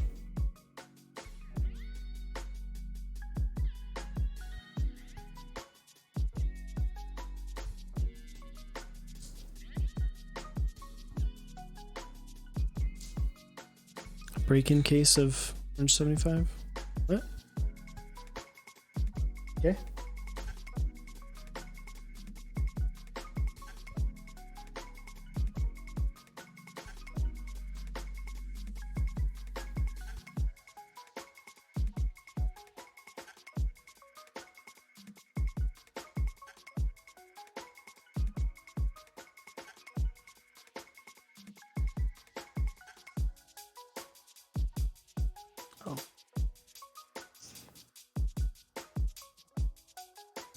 It's like, why won't this go? Oh yeah. Finding cash you forgot is the best feeling. It really is, right? Like, I hadn't 100% forgot that I had it. But it was one of those things that was like, I would see it in a drawer and be like, that's gonna be my, you know, it was gonna be like my oh shit money, but I was like, you know what? I'm good. I've got a little bit of savings now. I don't need that. I can be a little frivolous with it. So I did. I bought the orange 75. And my only regret is putting silence in it. But I do like the way that these feel.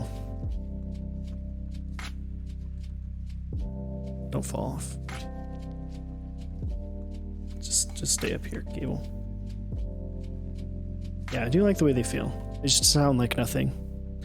I haven't had urge to desolder, so the PCB sucks, so I will not be desoldering it. PCB is terrible.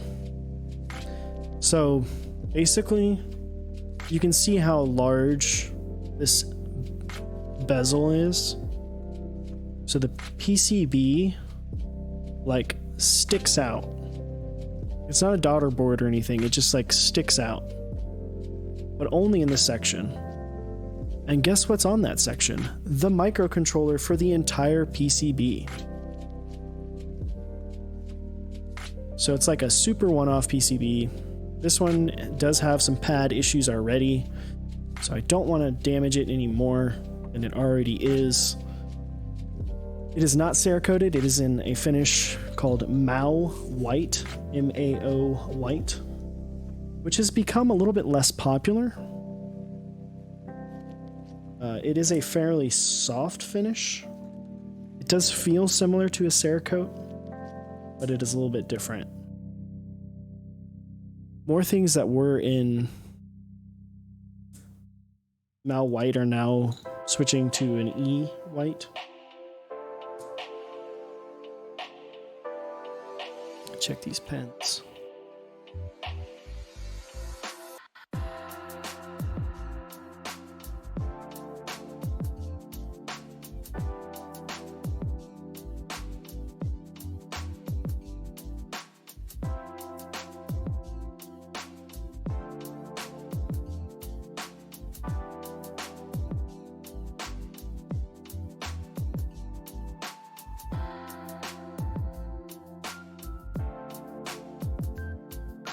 Just making sure. I know this is kind of trivial, but even though you look at it, it never fails. You always miss one, so I always try to feel it out, you know? All right, we good. The REKT is USB-C. I don't know if you can see that there. Oh, I don't have autofocus on. I want to touch it. I'll turn autofocus back on. See? USB-C. Bloop, bloop. Should be good now that the plate is for the most part covered up.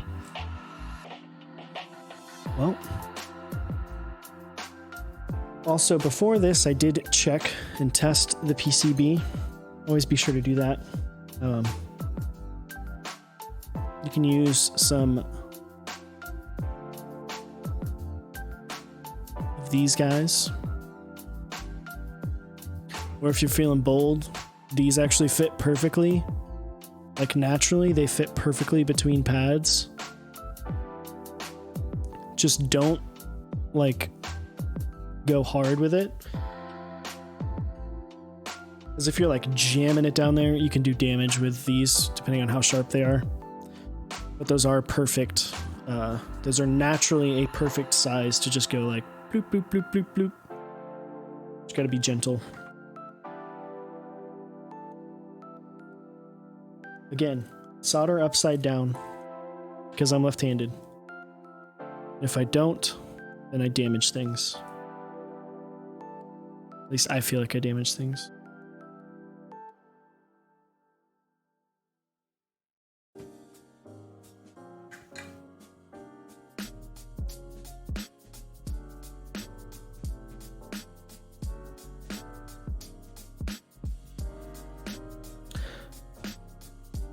How does everyone go about their solder?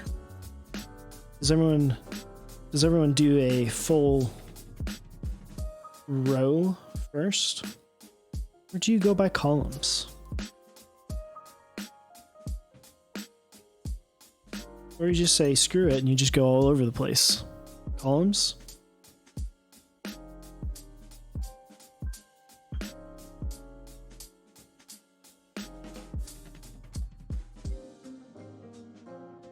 Do a full row and then check switch hitter. Wow, prime numbers. What about the letters and the modifiers?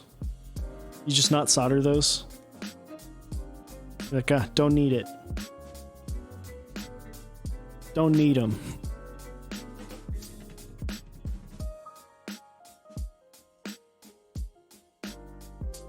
Just using a butter stick. He puts this on the layers. Yeah, just literally using a butter stick. Because I guess you could add in the whatchamacallit, large feet switches.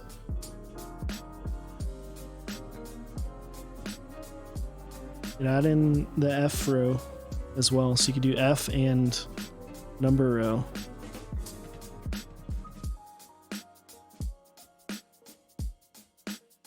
Dude, there's a dog going crazy.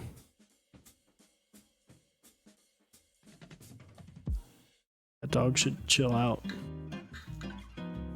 Davis does not give a single F.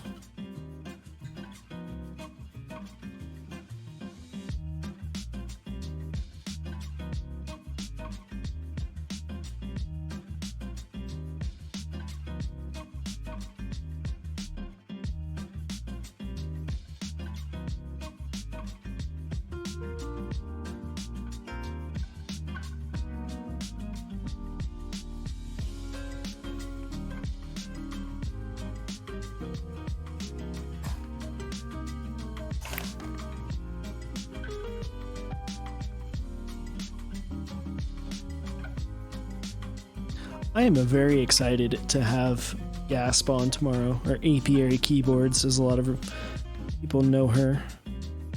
It's going to be a fun time. You're here right now. You should come back tomorrow night, 8 p.m. Central.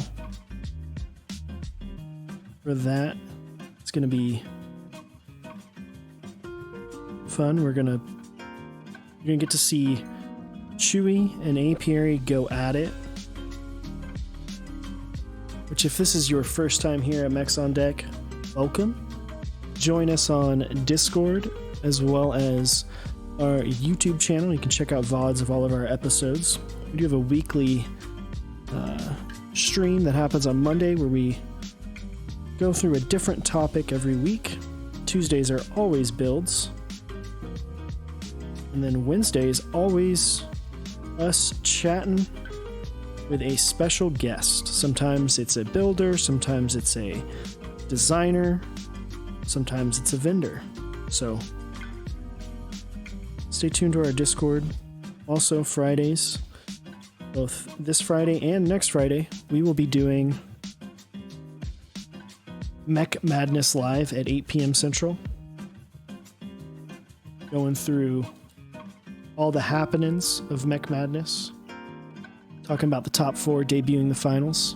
Sometimes it is an Overwatch League team manager. We have had an Overwatch League team manager on here before.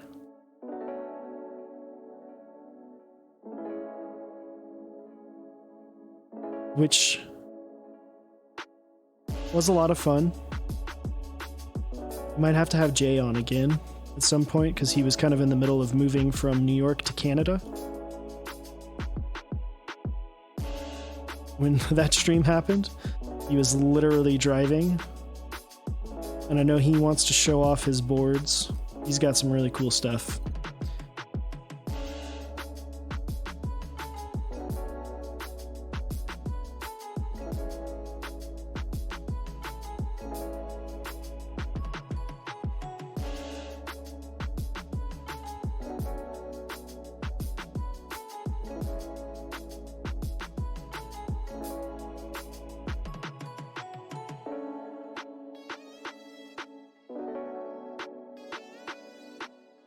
He wants to flaunt that whale. Dude, yeah, he's got some pretty crazy boards.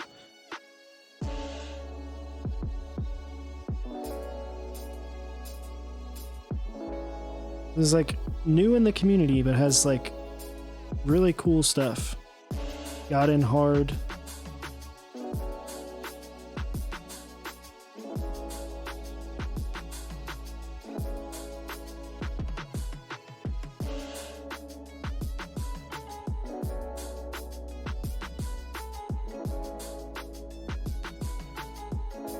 So one thing that I do that I don't know a lot of people talk about, when I put, it's always on the left leg. For whatever reason, always tends to not be centered. It always tends to be a little bit closer to the bottom of the pad. So what I'll do is see if I can get in here and show you. Get in close? Can we get in close? We're fairly close here. So I always off a little bit. Little bubble of solder there. I always push that back a little bit to center it. So that way when it gets in there, it's nice and centered. Hopefully you saw that. If not, I'm gonna do it again. Sorry, this is like kind of far away from my face. It's hard for me to see. But I try to center that up so it's nice. Oops. Doesn't really do anything. It's just more of a personal preference.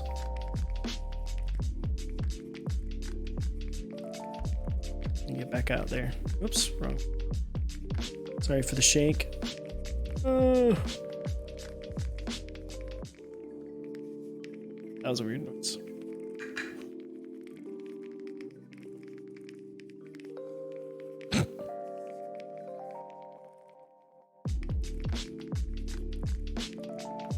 Has no bearing on whether or not the board will work, but it does help with getting an even flow. What kind of solder am I using? I am using Kester, not Kester. Kester SN60P B40.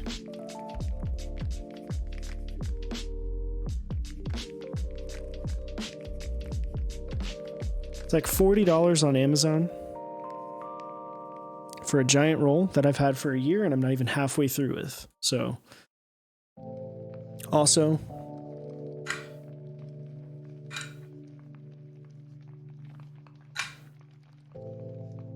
if you've never heard of one of these, the Weller SM1.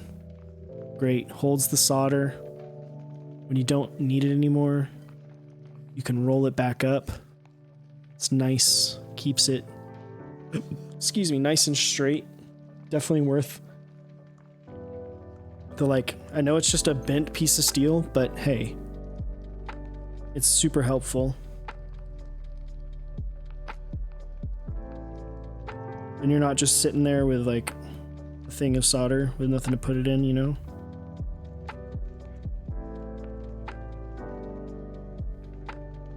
Solder does flow very well.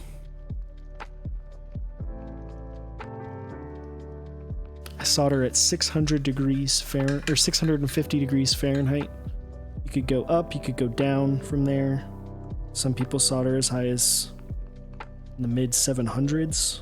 I would say if you are new, definitely do not do that. I would try something closer in the 600 range. The low to mid 600s is probably where I start out. Find your sweet spot. Find what works best for you, and then go from there. It's not a race, it's about getting it done to where things look good and are not cold joints.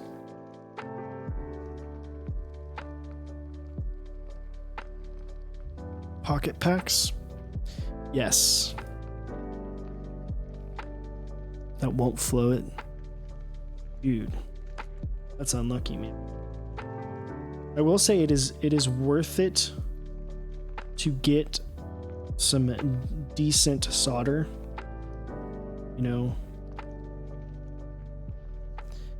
this solder is, in terms of solder pricing, is fairly expensive.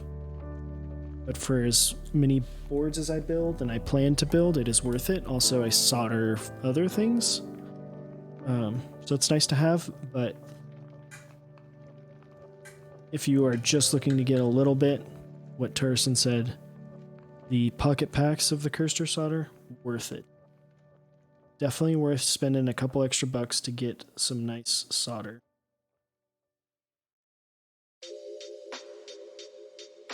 Not wet to the pack. Sometimes it happens. Sometimes it doesn't want to wet to the pack.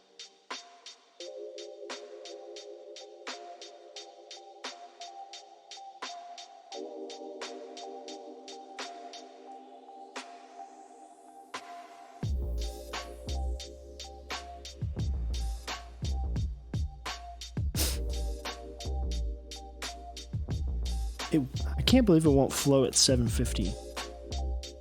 That's crazy.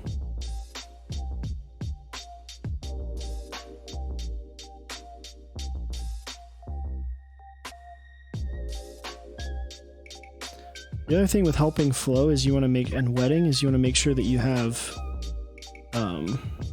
contact at all 3 points. So you want to have basically wedge or iron between the pad and then flow the solder on top of it. That'll make sure that your joint is good. Because if you're just touching the pad or you're just touching the pin, it's gonna take a lot longer. You're gonna have to sit in there a little bit longer than you need to.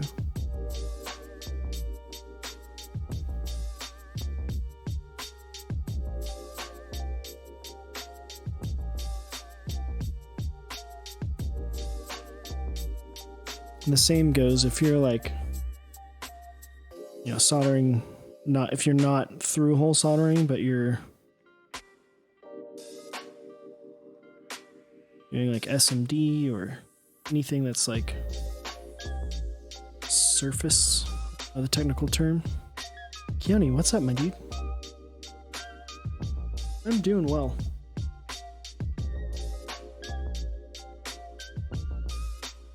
Just soldering up. Soldering up this REKT.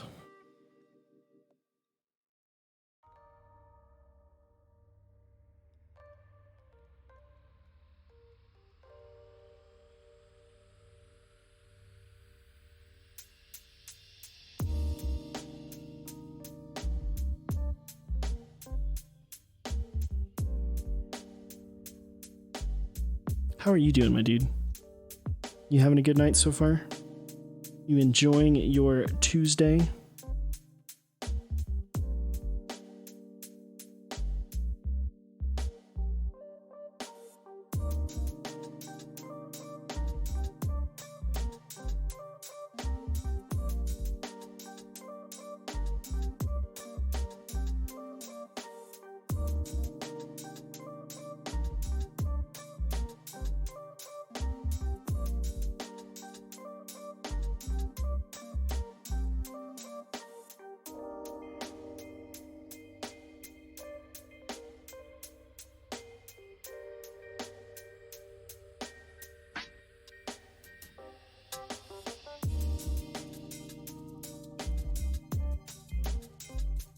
Doing.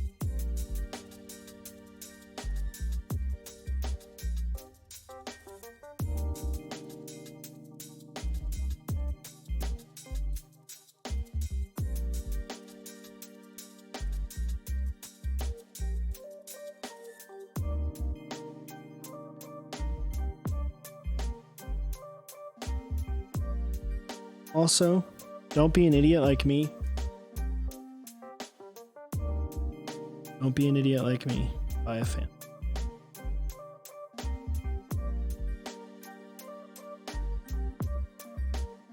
I'm slowly dying because of my idiocy. Granted, I was slowly dying before, but you know.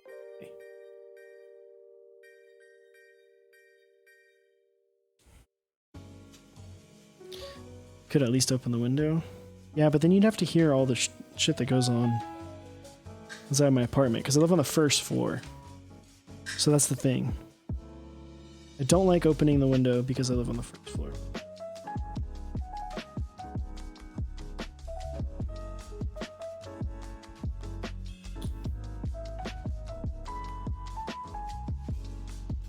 I've been robbed before. Yeah, that's what I mean. Getting a solder fan made for soldering.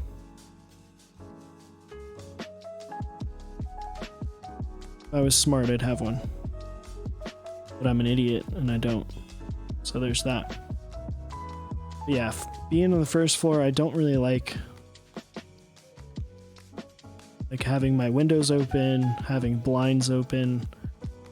I was robbed a couple years ago. Someone broke into my... Yes, there's pretty much going on right now. I don't know, man. Someone threw a rock through a window at my old apartment. They stole my TV.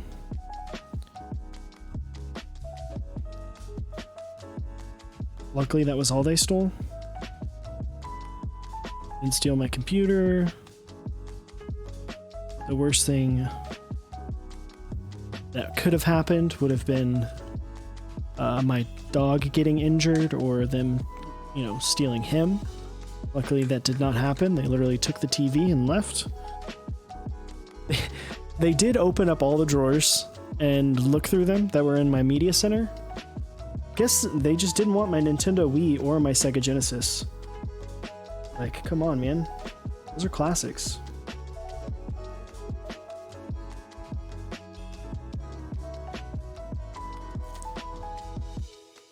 It definitely sucked. It was awful. It wasn't awful. It was bad. It was bad, obviously. But it was one of those things where it was like a day that I came home and I was, you know, one of those days when you're driving home from work, you're jamming out some awesome music, you know, something that's like really nostalgic for you. For me, that was All-Time Low at the time. I was jamming out to some All-Time Low. Some other punk style, some 4 Year Strong, some Set Your Goals. Jamming out, singing along on my 30-minute drive home that day. Then I walk in my apartment and I'm like, what? I'm like, wait, where's my TV? And then I look at the window and my back door had one of those giant windows in it. And I'm like, holy crap. My back door was gone. Well, not the door was still there, but the window was gone. And so it was rough.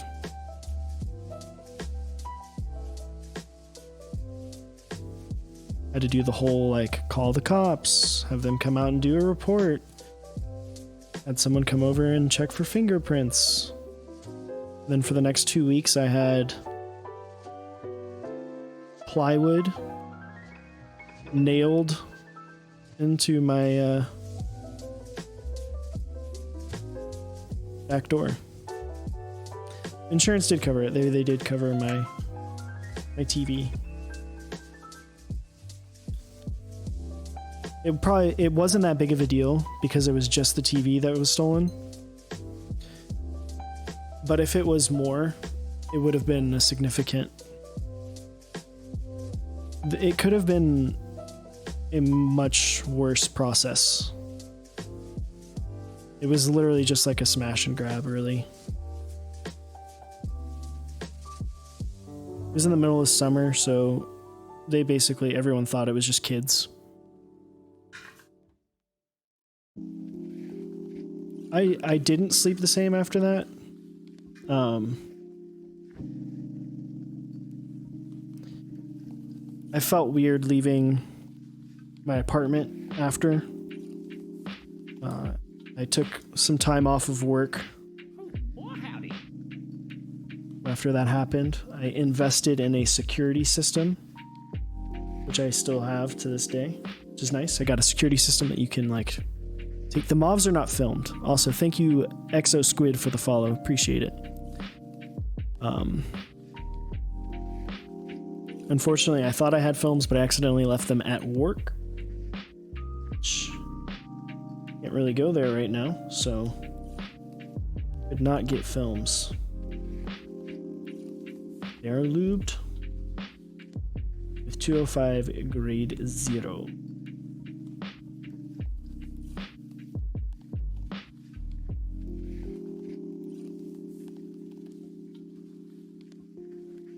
It was definitely a weird time. At that moment, I definitely knew that I did not want to live at that complex anymore.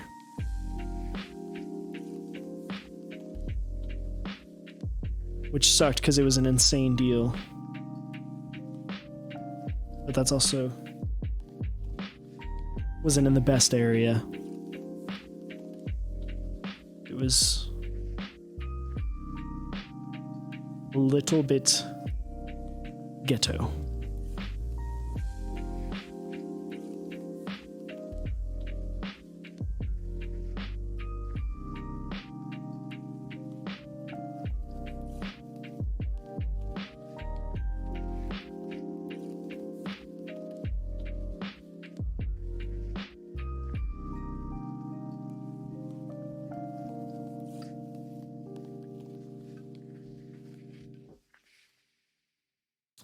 We are almost done, fam.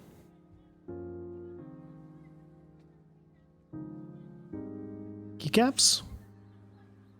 We will be using GMK9s. Because that is one of like 3 sets that I have that has a numpad. And the only one that will not look like poop. Actually, I only have 3 sets that have a numpad.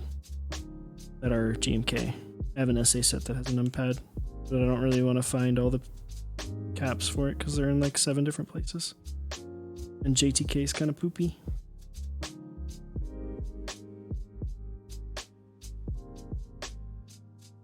Okay.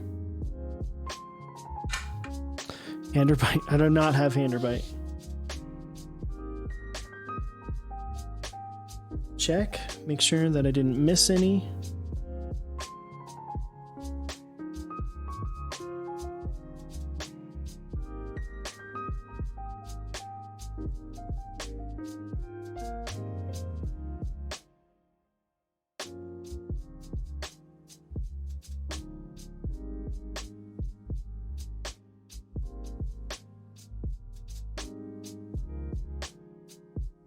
I did miss one.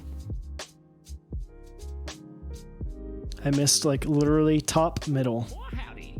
Boy howdy. Thank you for the follow.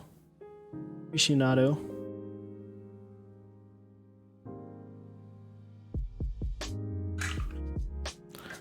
First time I've ever heard Handerbite pronounced. Handerbite? That Shark Twitch, thank you for the follow. Appreciate it, my doggy. Hope you are enjoying yourself on this fine Tuesday night. It's not raining here anymore. At least I don't think it is. Wasn't when I saw it earlier.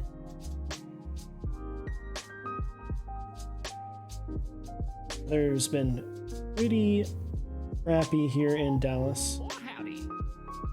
Rianne Seacrest. Like your name. Thank you for the follow. Appreciate it. Alright, let's get Switch Hitter open here. I think I have it set up. Aha, we do. Okay. Let's test this puppy out. All right, let's escape. We're good.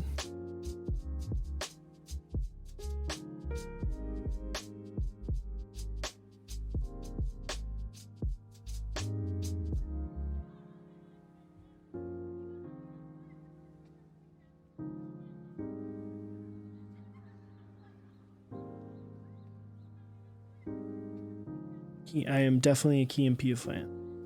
I don't watch a lot of TV, but that's Function, I think. I don't know. It could be Windows. It's probably fine. So I used to split backspace.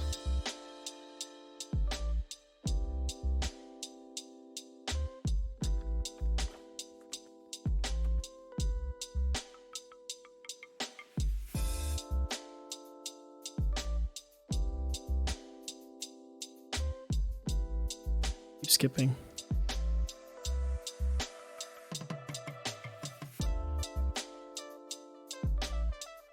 Okay. That's definitely Function. All right. We good there. That guy plugged back in right now.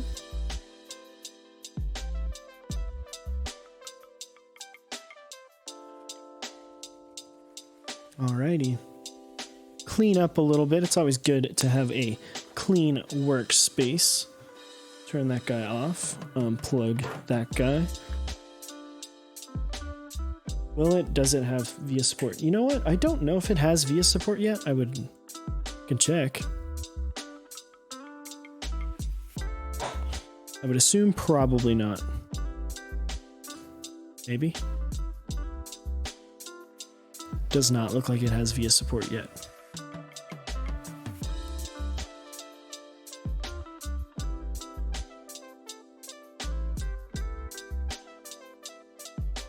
It will. Okay, cool. Yeah, not yet. It does work though. It is not a dummy PCB, as you can see. Yeah, I'm sure it will when it ships.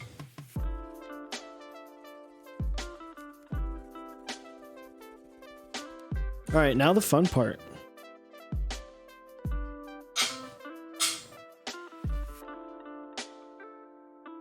Now the fun part. Doing a burger mount. I think probably the best way to do this. I need to get my bots ready.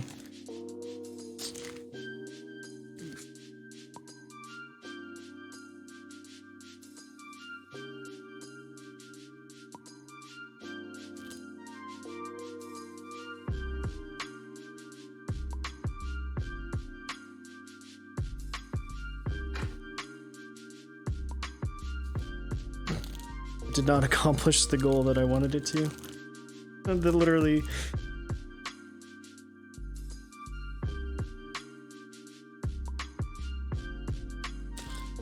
Just sealed it. Alright. I did cauterize the hole that I was making. Sometimes my brain is smooth. No, can't help it. We all have a little bit of a smooth brain every once in a while.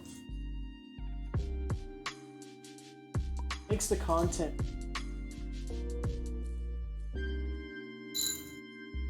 It's what keeps you paying attention. Really, just do that? Yes, yes, he did.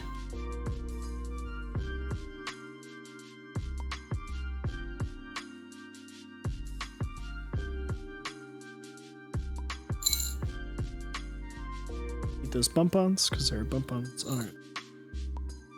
Alright. Let's get these little... Like, the best way is probably to put them on.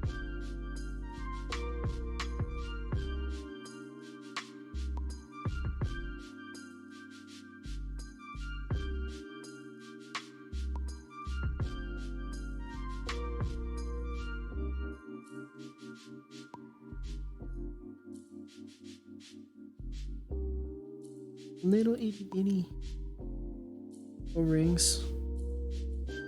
So if you were unfamiliar with what a burger top mount is, basically it means that between the plate, the top, and the plate and the screw, there is an O-ring to create a little bit of separation, a little bit of isolation there.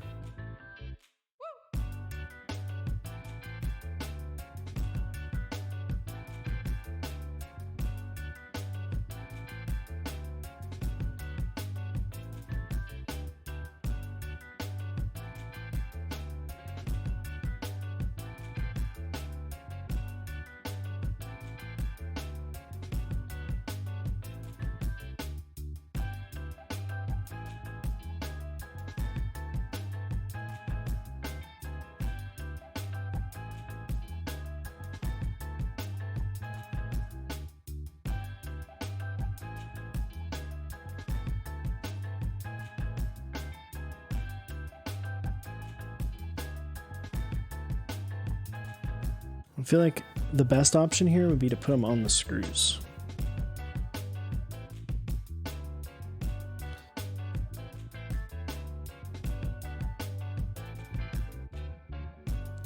I feel like that's going to be the best option. These are very small. They are very tiny.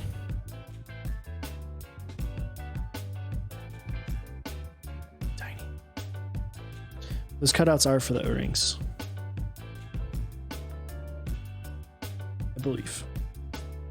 I believe that that is the intention for that. You're doing it exactly how I would. Sweet.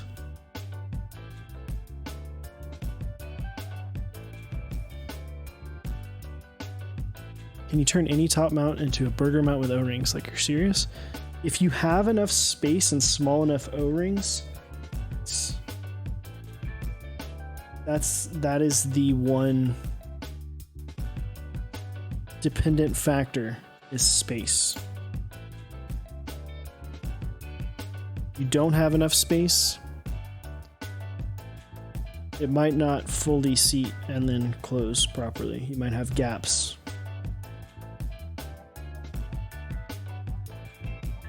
All right, just because I want to be able to see, I'm going to kind of seat these a little bit.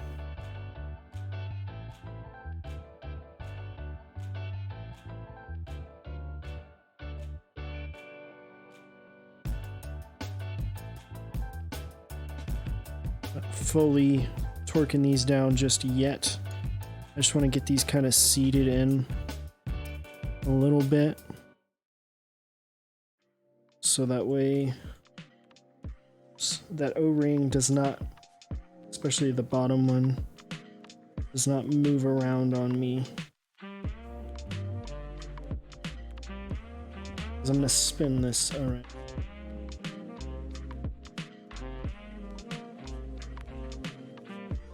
There are not a ton of 1800s. Yeah, O-rings between the plate and between the plate, the top of the case, and then the screw and the plate. So chill. Try to do it slow.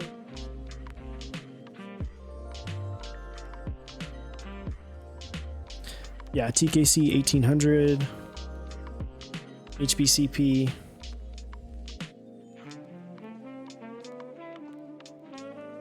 Drop had theirs. Name of it. That's the wrong screw.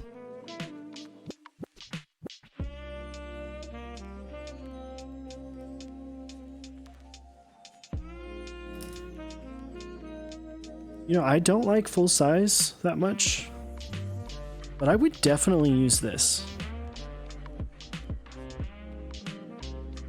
You know, if you like, you want a little bit more keys, but maybe you don't want something as large as, say, an Austin. This is smaller than a TK. Whereas something like an Austin is still relatively big. An Austin's what, like maybe 1 or 2 U larger than this.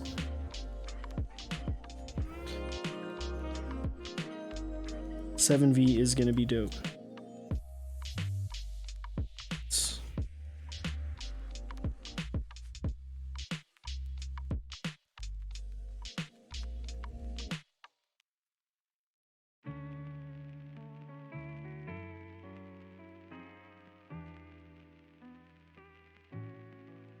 Yeah, 1800s don't provide 2U0, exactly. Austin is a little larger. I wasn't trying to say it's 1800, but it's closer to a full size.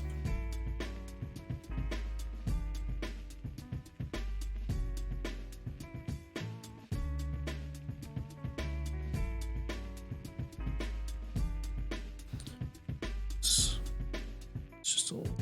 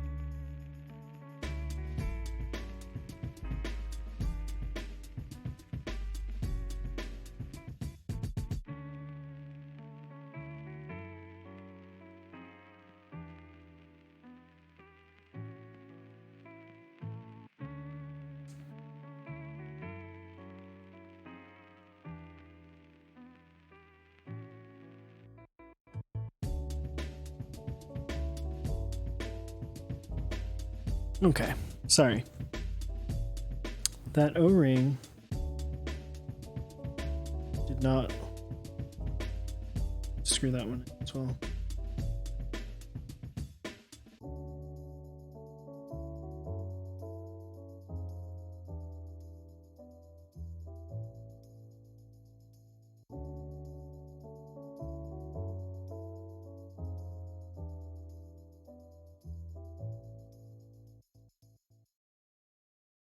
That O-ring was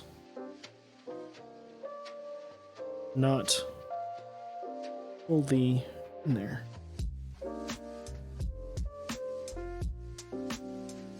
$7V plus numpad. Dude, 7V looks incredible. I'm very hype for that board. I know a lot of people are as well. It's been a long time coming for it. Hoping for the best.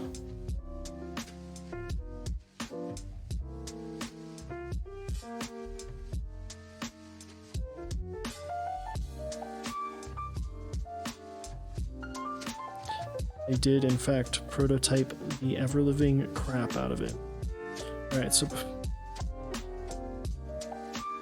tighten this thinly.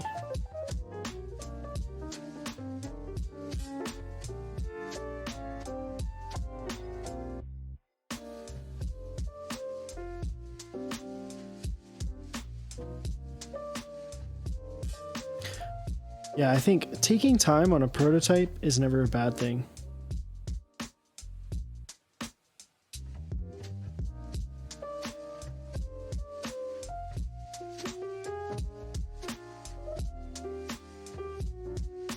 Just messed up lots of times. But that's like how you figure it out. I'm not going, sorry for hitting the mic there. I'm not going super tight with this. Oh. I'm not leaving it loose by any means, but I'm giving it a little bit of play for the fact that I don't want to smush those O-rings. So I'm going until it's tight, but not to where it's like fully 100% compressing those O-rings down. That makes sense. I want to get a little bit of bounce, additional bounce from those O-rings. However small it may be. Oh, I still need that. It's the same one for the bottom. Let's put this bottom on. It is actually rose gold.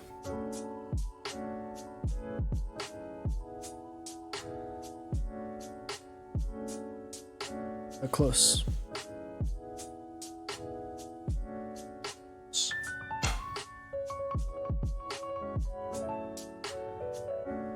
It looks copper on camera. It is a little bit more of a... Yeah, it's going to change on your monitor, honestly, but obviously gold is the rose gold is a hard color to capture on camera. Like the actual metal color. So, you know what? Sorry about you. It is rose gold. Boy, howdy. Boy, howdy. Mickey Ahelli. Thank you for the follow. Appreciate it. This is the same design language as the Brutal 60. Where do I get my music from? Big Venus McGee. I get it from epidemicmusic.com. Fortunately, because of the shipping damage, I am unable to put a screw in this hole. So, that is unfortunate.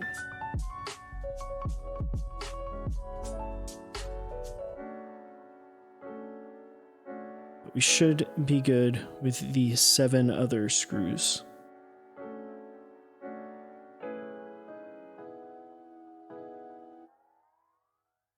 That are in here.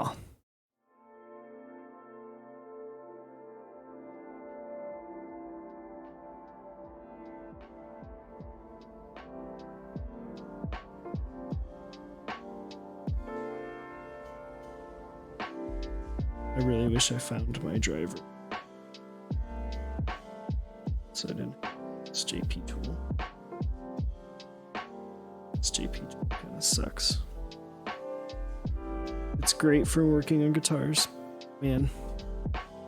So the WoW stick is not. So, like, for instance, okay. That is how far. That is how far in the actual head of the screw is.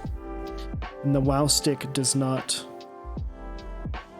reach that far with how with the diameter, inner diameter, or outer diameter of the screw hole.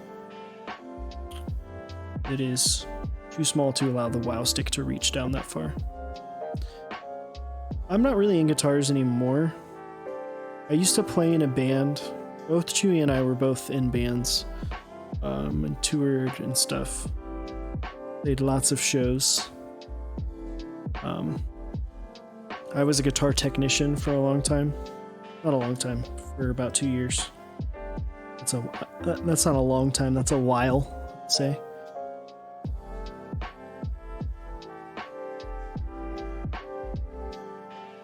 The WoW stick would work for these lower screws, but I don't want to, just for the sake of not. Your band played Warped Tour in Southwest. Which Warped Tour one, and what was your band's name?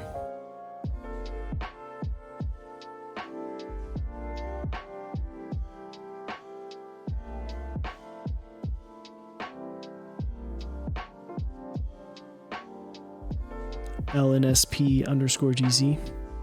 Warp 2017. What was your band's name?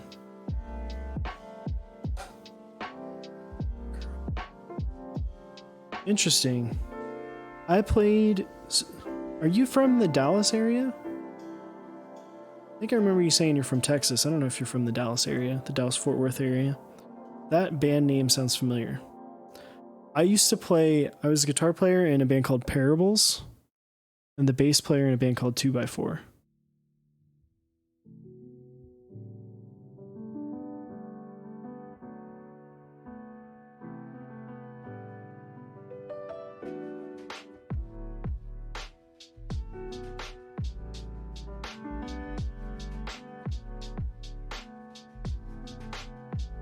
The Durkus. Yes, with the Durkus. We were the best of friends.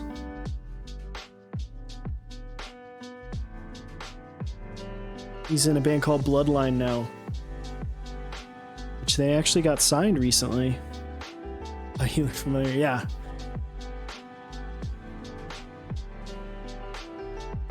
And then I was a guitar tech for Memphis Mayfire for a couple years.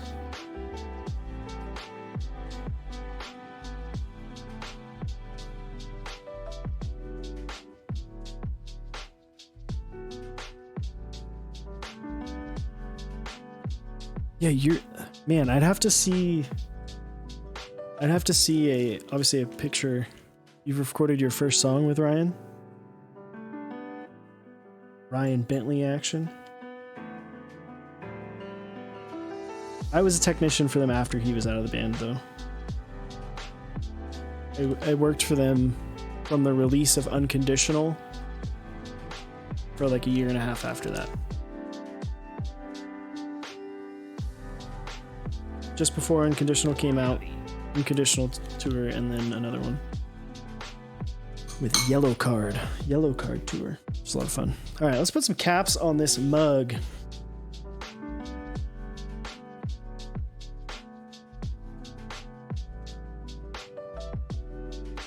Thank you for the follow at Nebula31. Appreciate it, my dude. Hope you are having a fantastic night.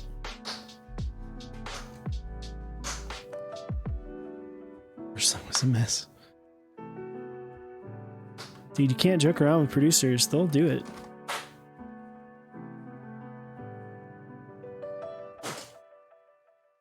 Question is should we use the accent keys? I kind of want to use the accent keys. I'm going to use all three.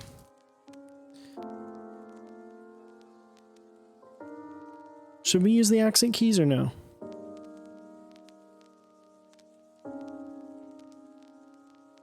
Nine, baby. E, no accent. It's just 3.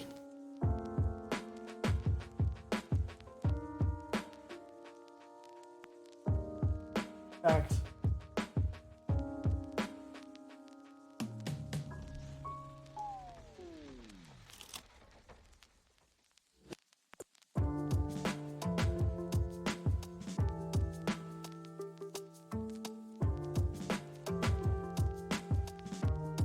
Had them before the stream.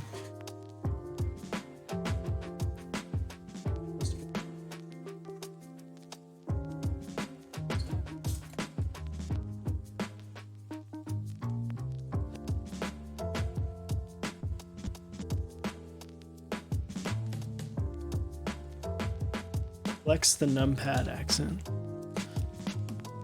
Not a doctor. You think the accents clash a little? Okay, I won't go accents.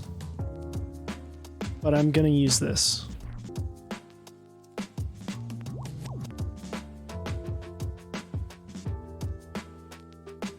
A little tight.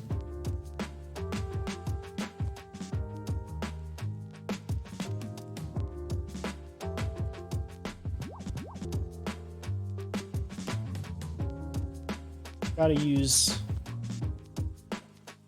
Yeti Owl. Gotta use the Yeti Owl. You'll go clean.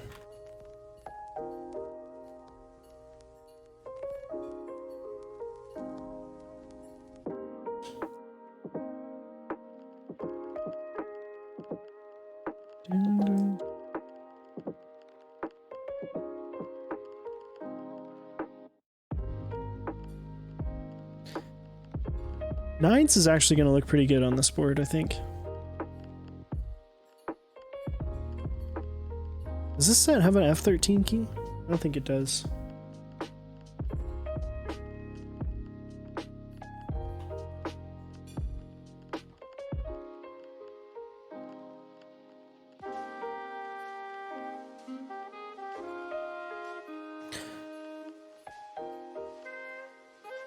Rhythm and off topic, I'm gonna have to check them out here.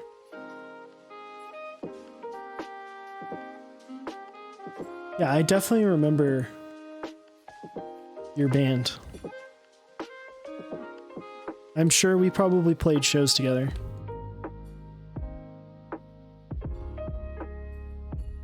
I feel like I look much different than I did back then. Because I look like very boring now, comparatively. There was a point where I had long hair. Now I don't.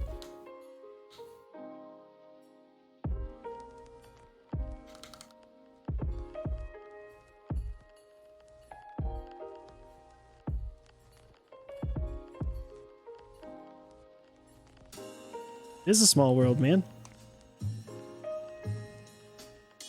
I don't know if you... I feel like if you knew Chewie, you would have already recognized him. He's a much more unique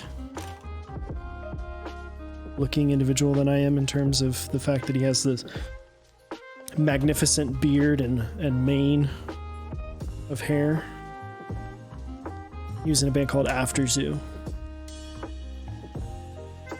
A little bit more chill than the music I made. Music I made was very aggressive.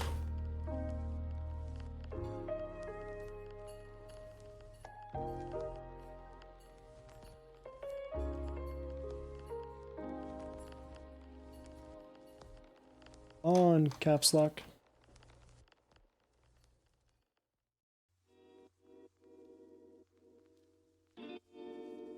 Definitely a small world, man. Also, this cap set is shiny. Didn't fit too well. I might. The problem is that it doesn't match the row height.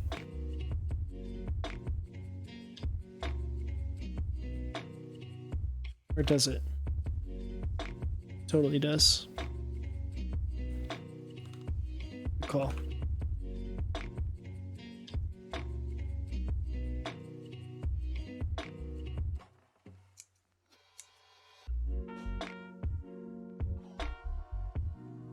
Good call there, my dude.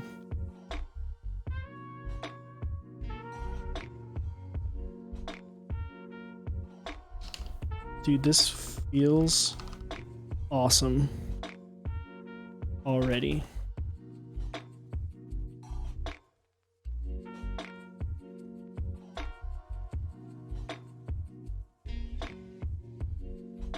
Dude, yeah, it's got a little bit of flex to it. It's nice.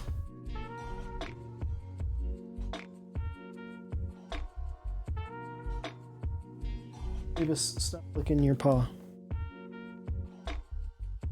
You don't make me put the dang sock back on your foot.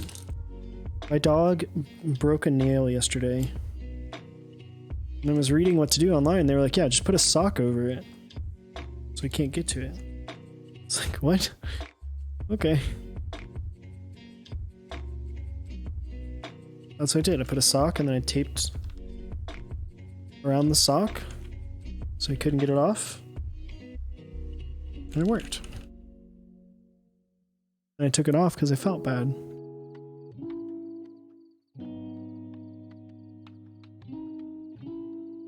I have to put it back on.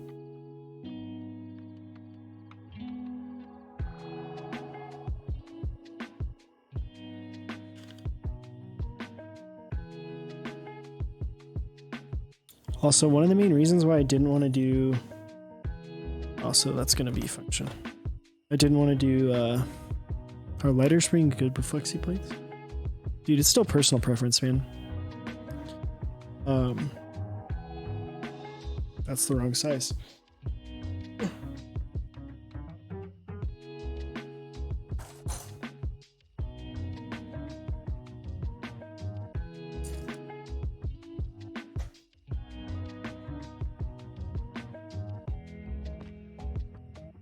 have a function?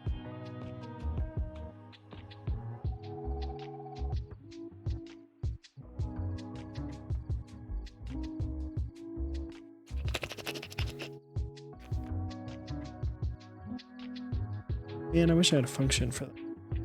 I have an alt.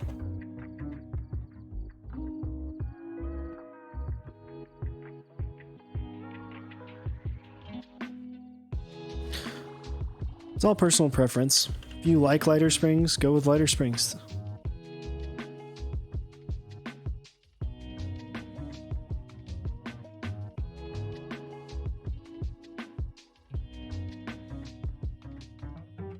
We just won't use escape.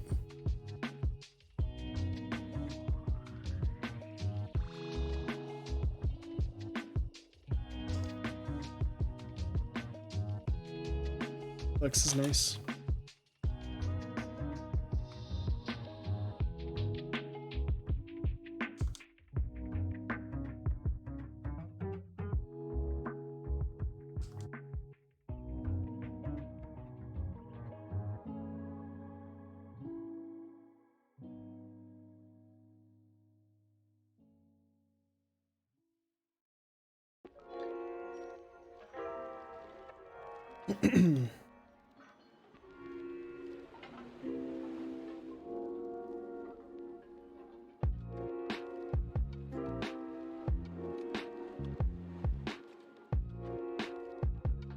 Yeah, I don't even know what bands are big now in the local scene. No, like I Am is still doing it. This set doesn't have a 00.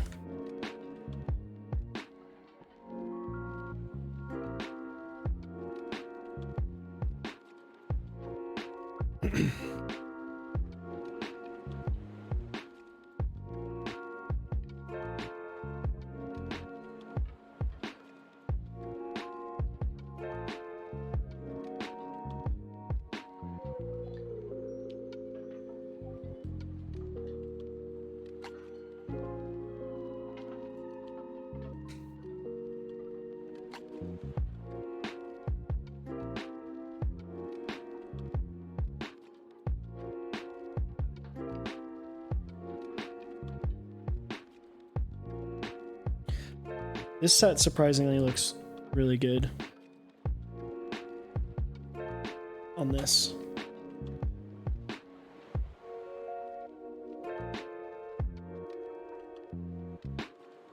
Mauves are a linear switch that were available on Canon Keys and Project Keyboard a few months ago. They are made by Durock. They're extremely smooth. Dude, the old bass player for Parables, Darius, he is a wrestler as well. He's not on Raw, but he is a wrestler. Doing pretty well for himself, actually, too.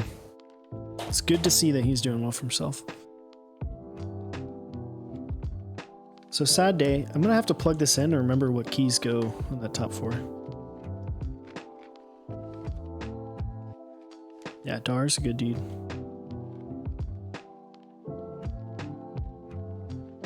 Thank you. That is the Zowie ZA13.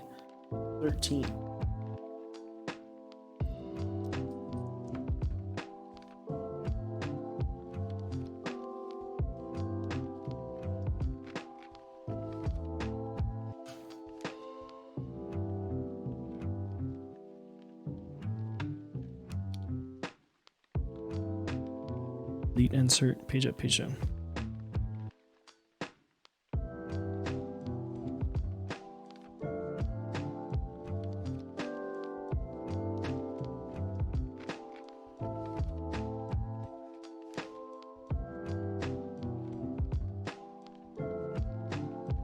Jump.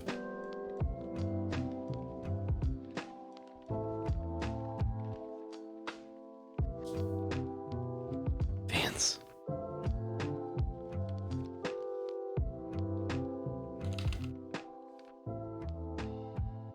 All right. So my, does that look good? right, let me get these caps out of here real quick.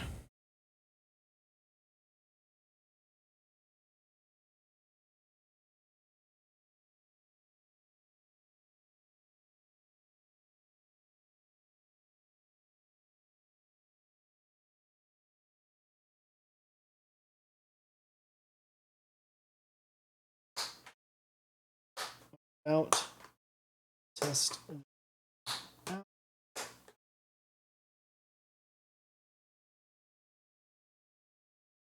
This crap out of the way. We don't need. I know everyone is dying to hear it. Unplug that. There we go. So that way when we're testing, we don't have any weird. I'm not going to do like a 10 fast fingers thing because I am not fast at typing. I'm moderately slow, to be honest. But this thing, that just feels weird not having music.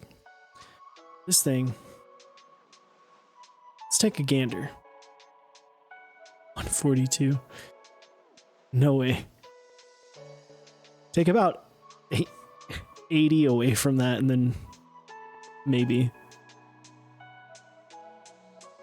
Gotta be up at 5. Alright, let me get to. This is what it looks like all put together. Looks mighty fine. It does look more copper with the dark set on it. And I must say, I really enjoy it. I think it looks great. Alright. You want to infill the cannon? I think that's a good idea. I would as well. Let's hear it.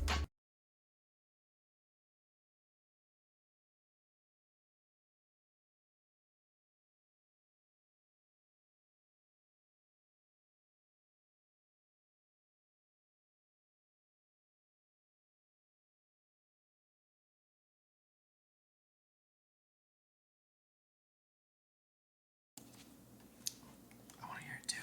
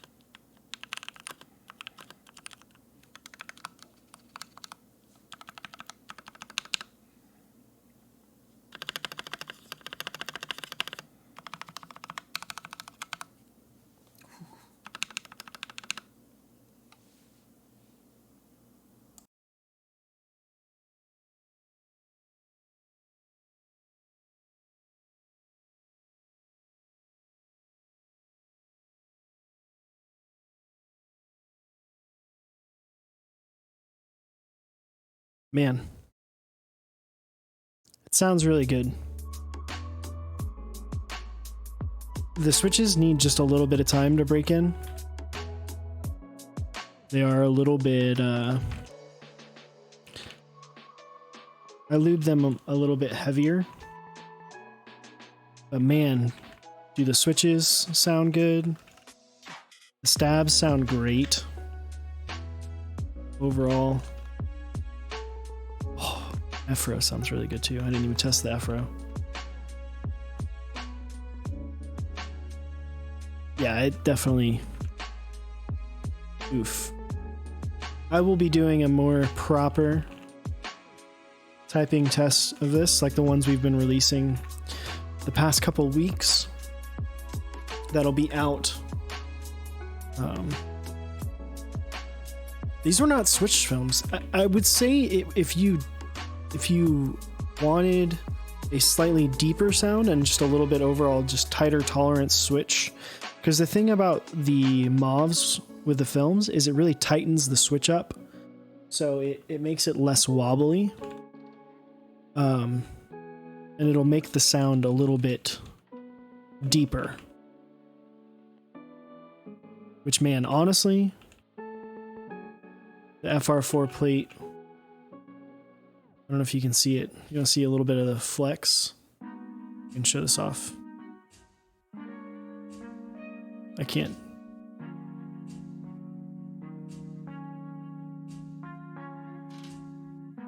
It's hard to see, but there's a decent amount of flex, which is nice.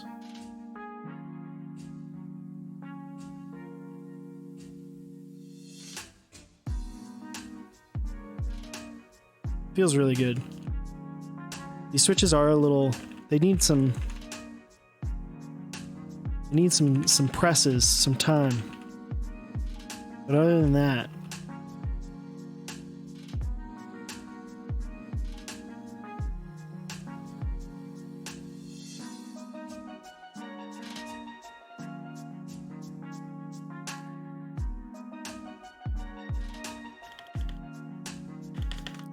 man, it sounds good. It feels really good.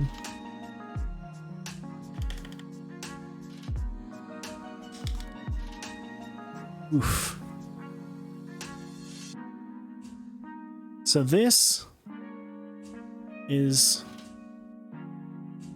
let me see how different it looks on the face cam.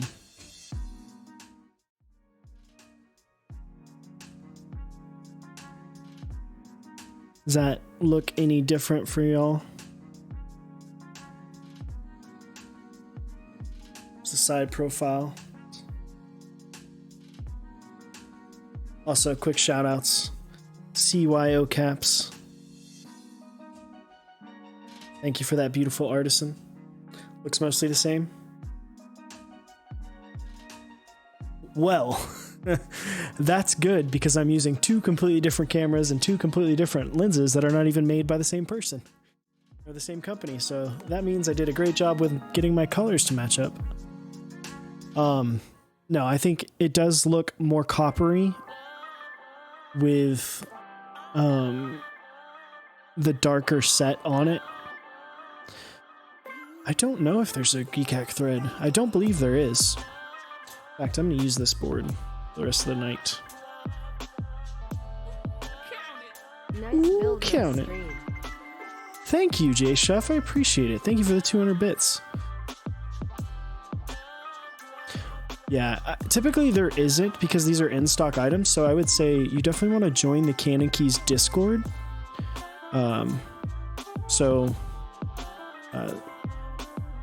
This will roll into our sponsor spot there.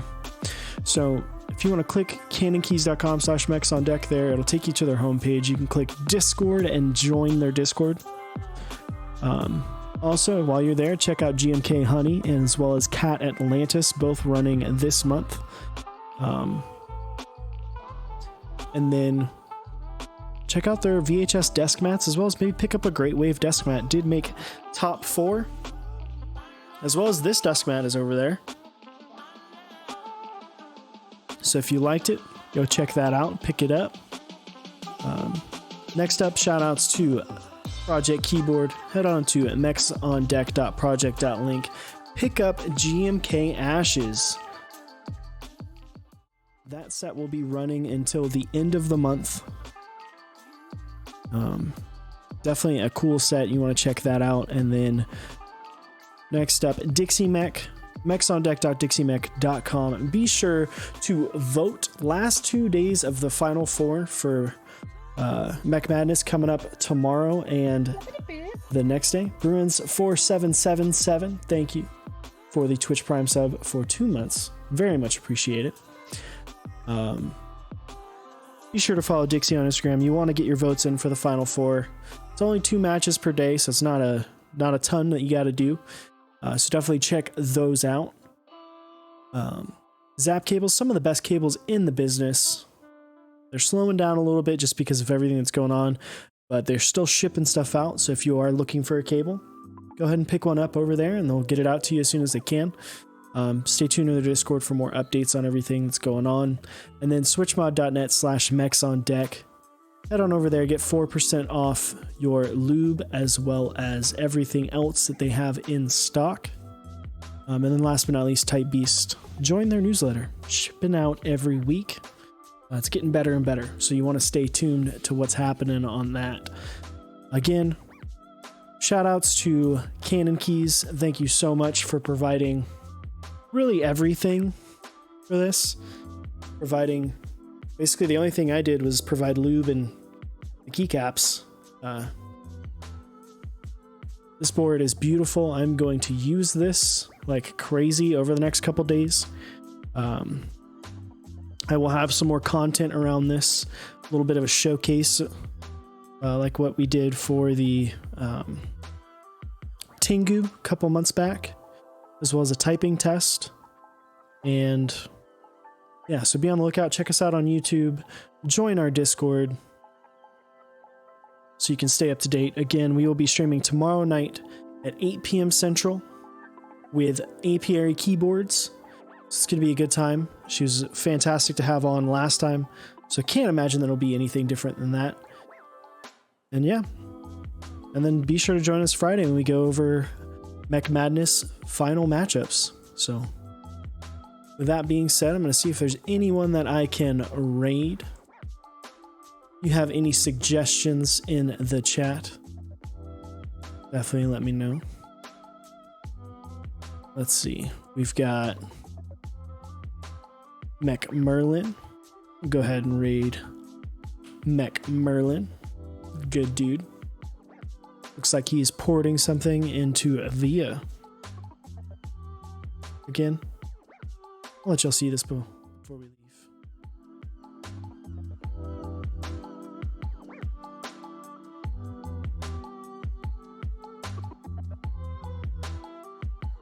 Alright, while I am getting that all set up, again, be sure to come back tomorrow night, 8 p.m. Central, as well as Friday.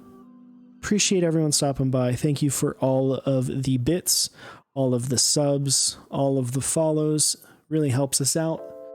And be sure, if you are looking to purchase something from one of these vendors, if you purchase it with using our link, it does help us out. With that being said, I'm out. I will see y'all tomorrow. Have a good night.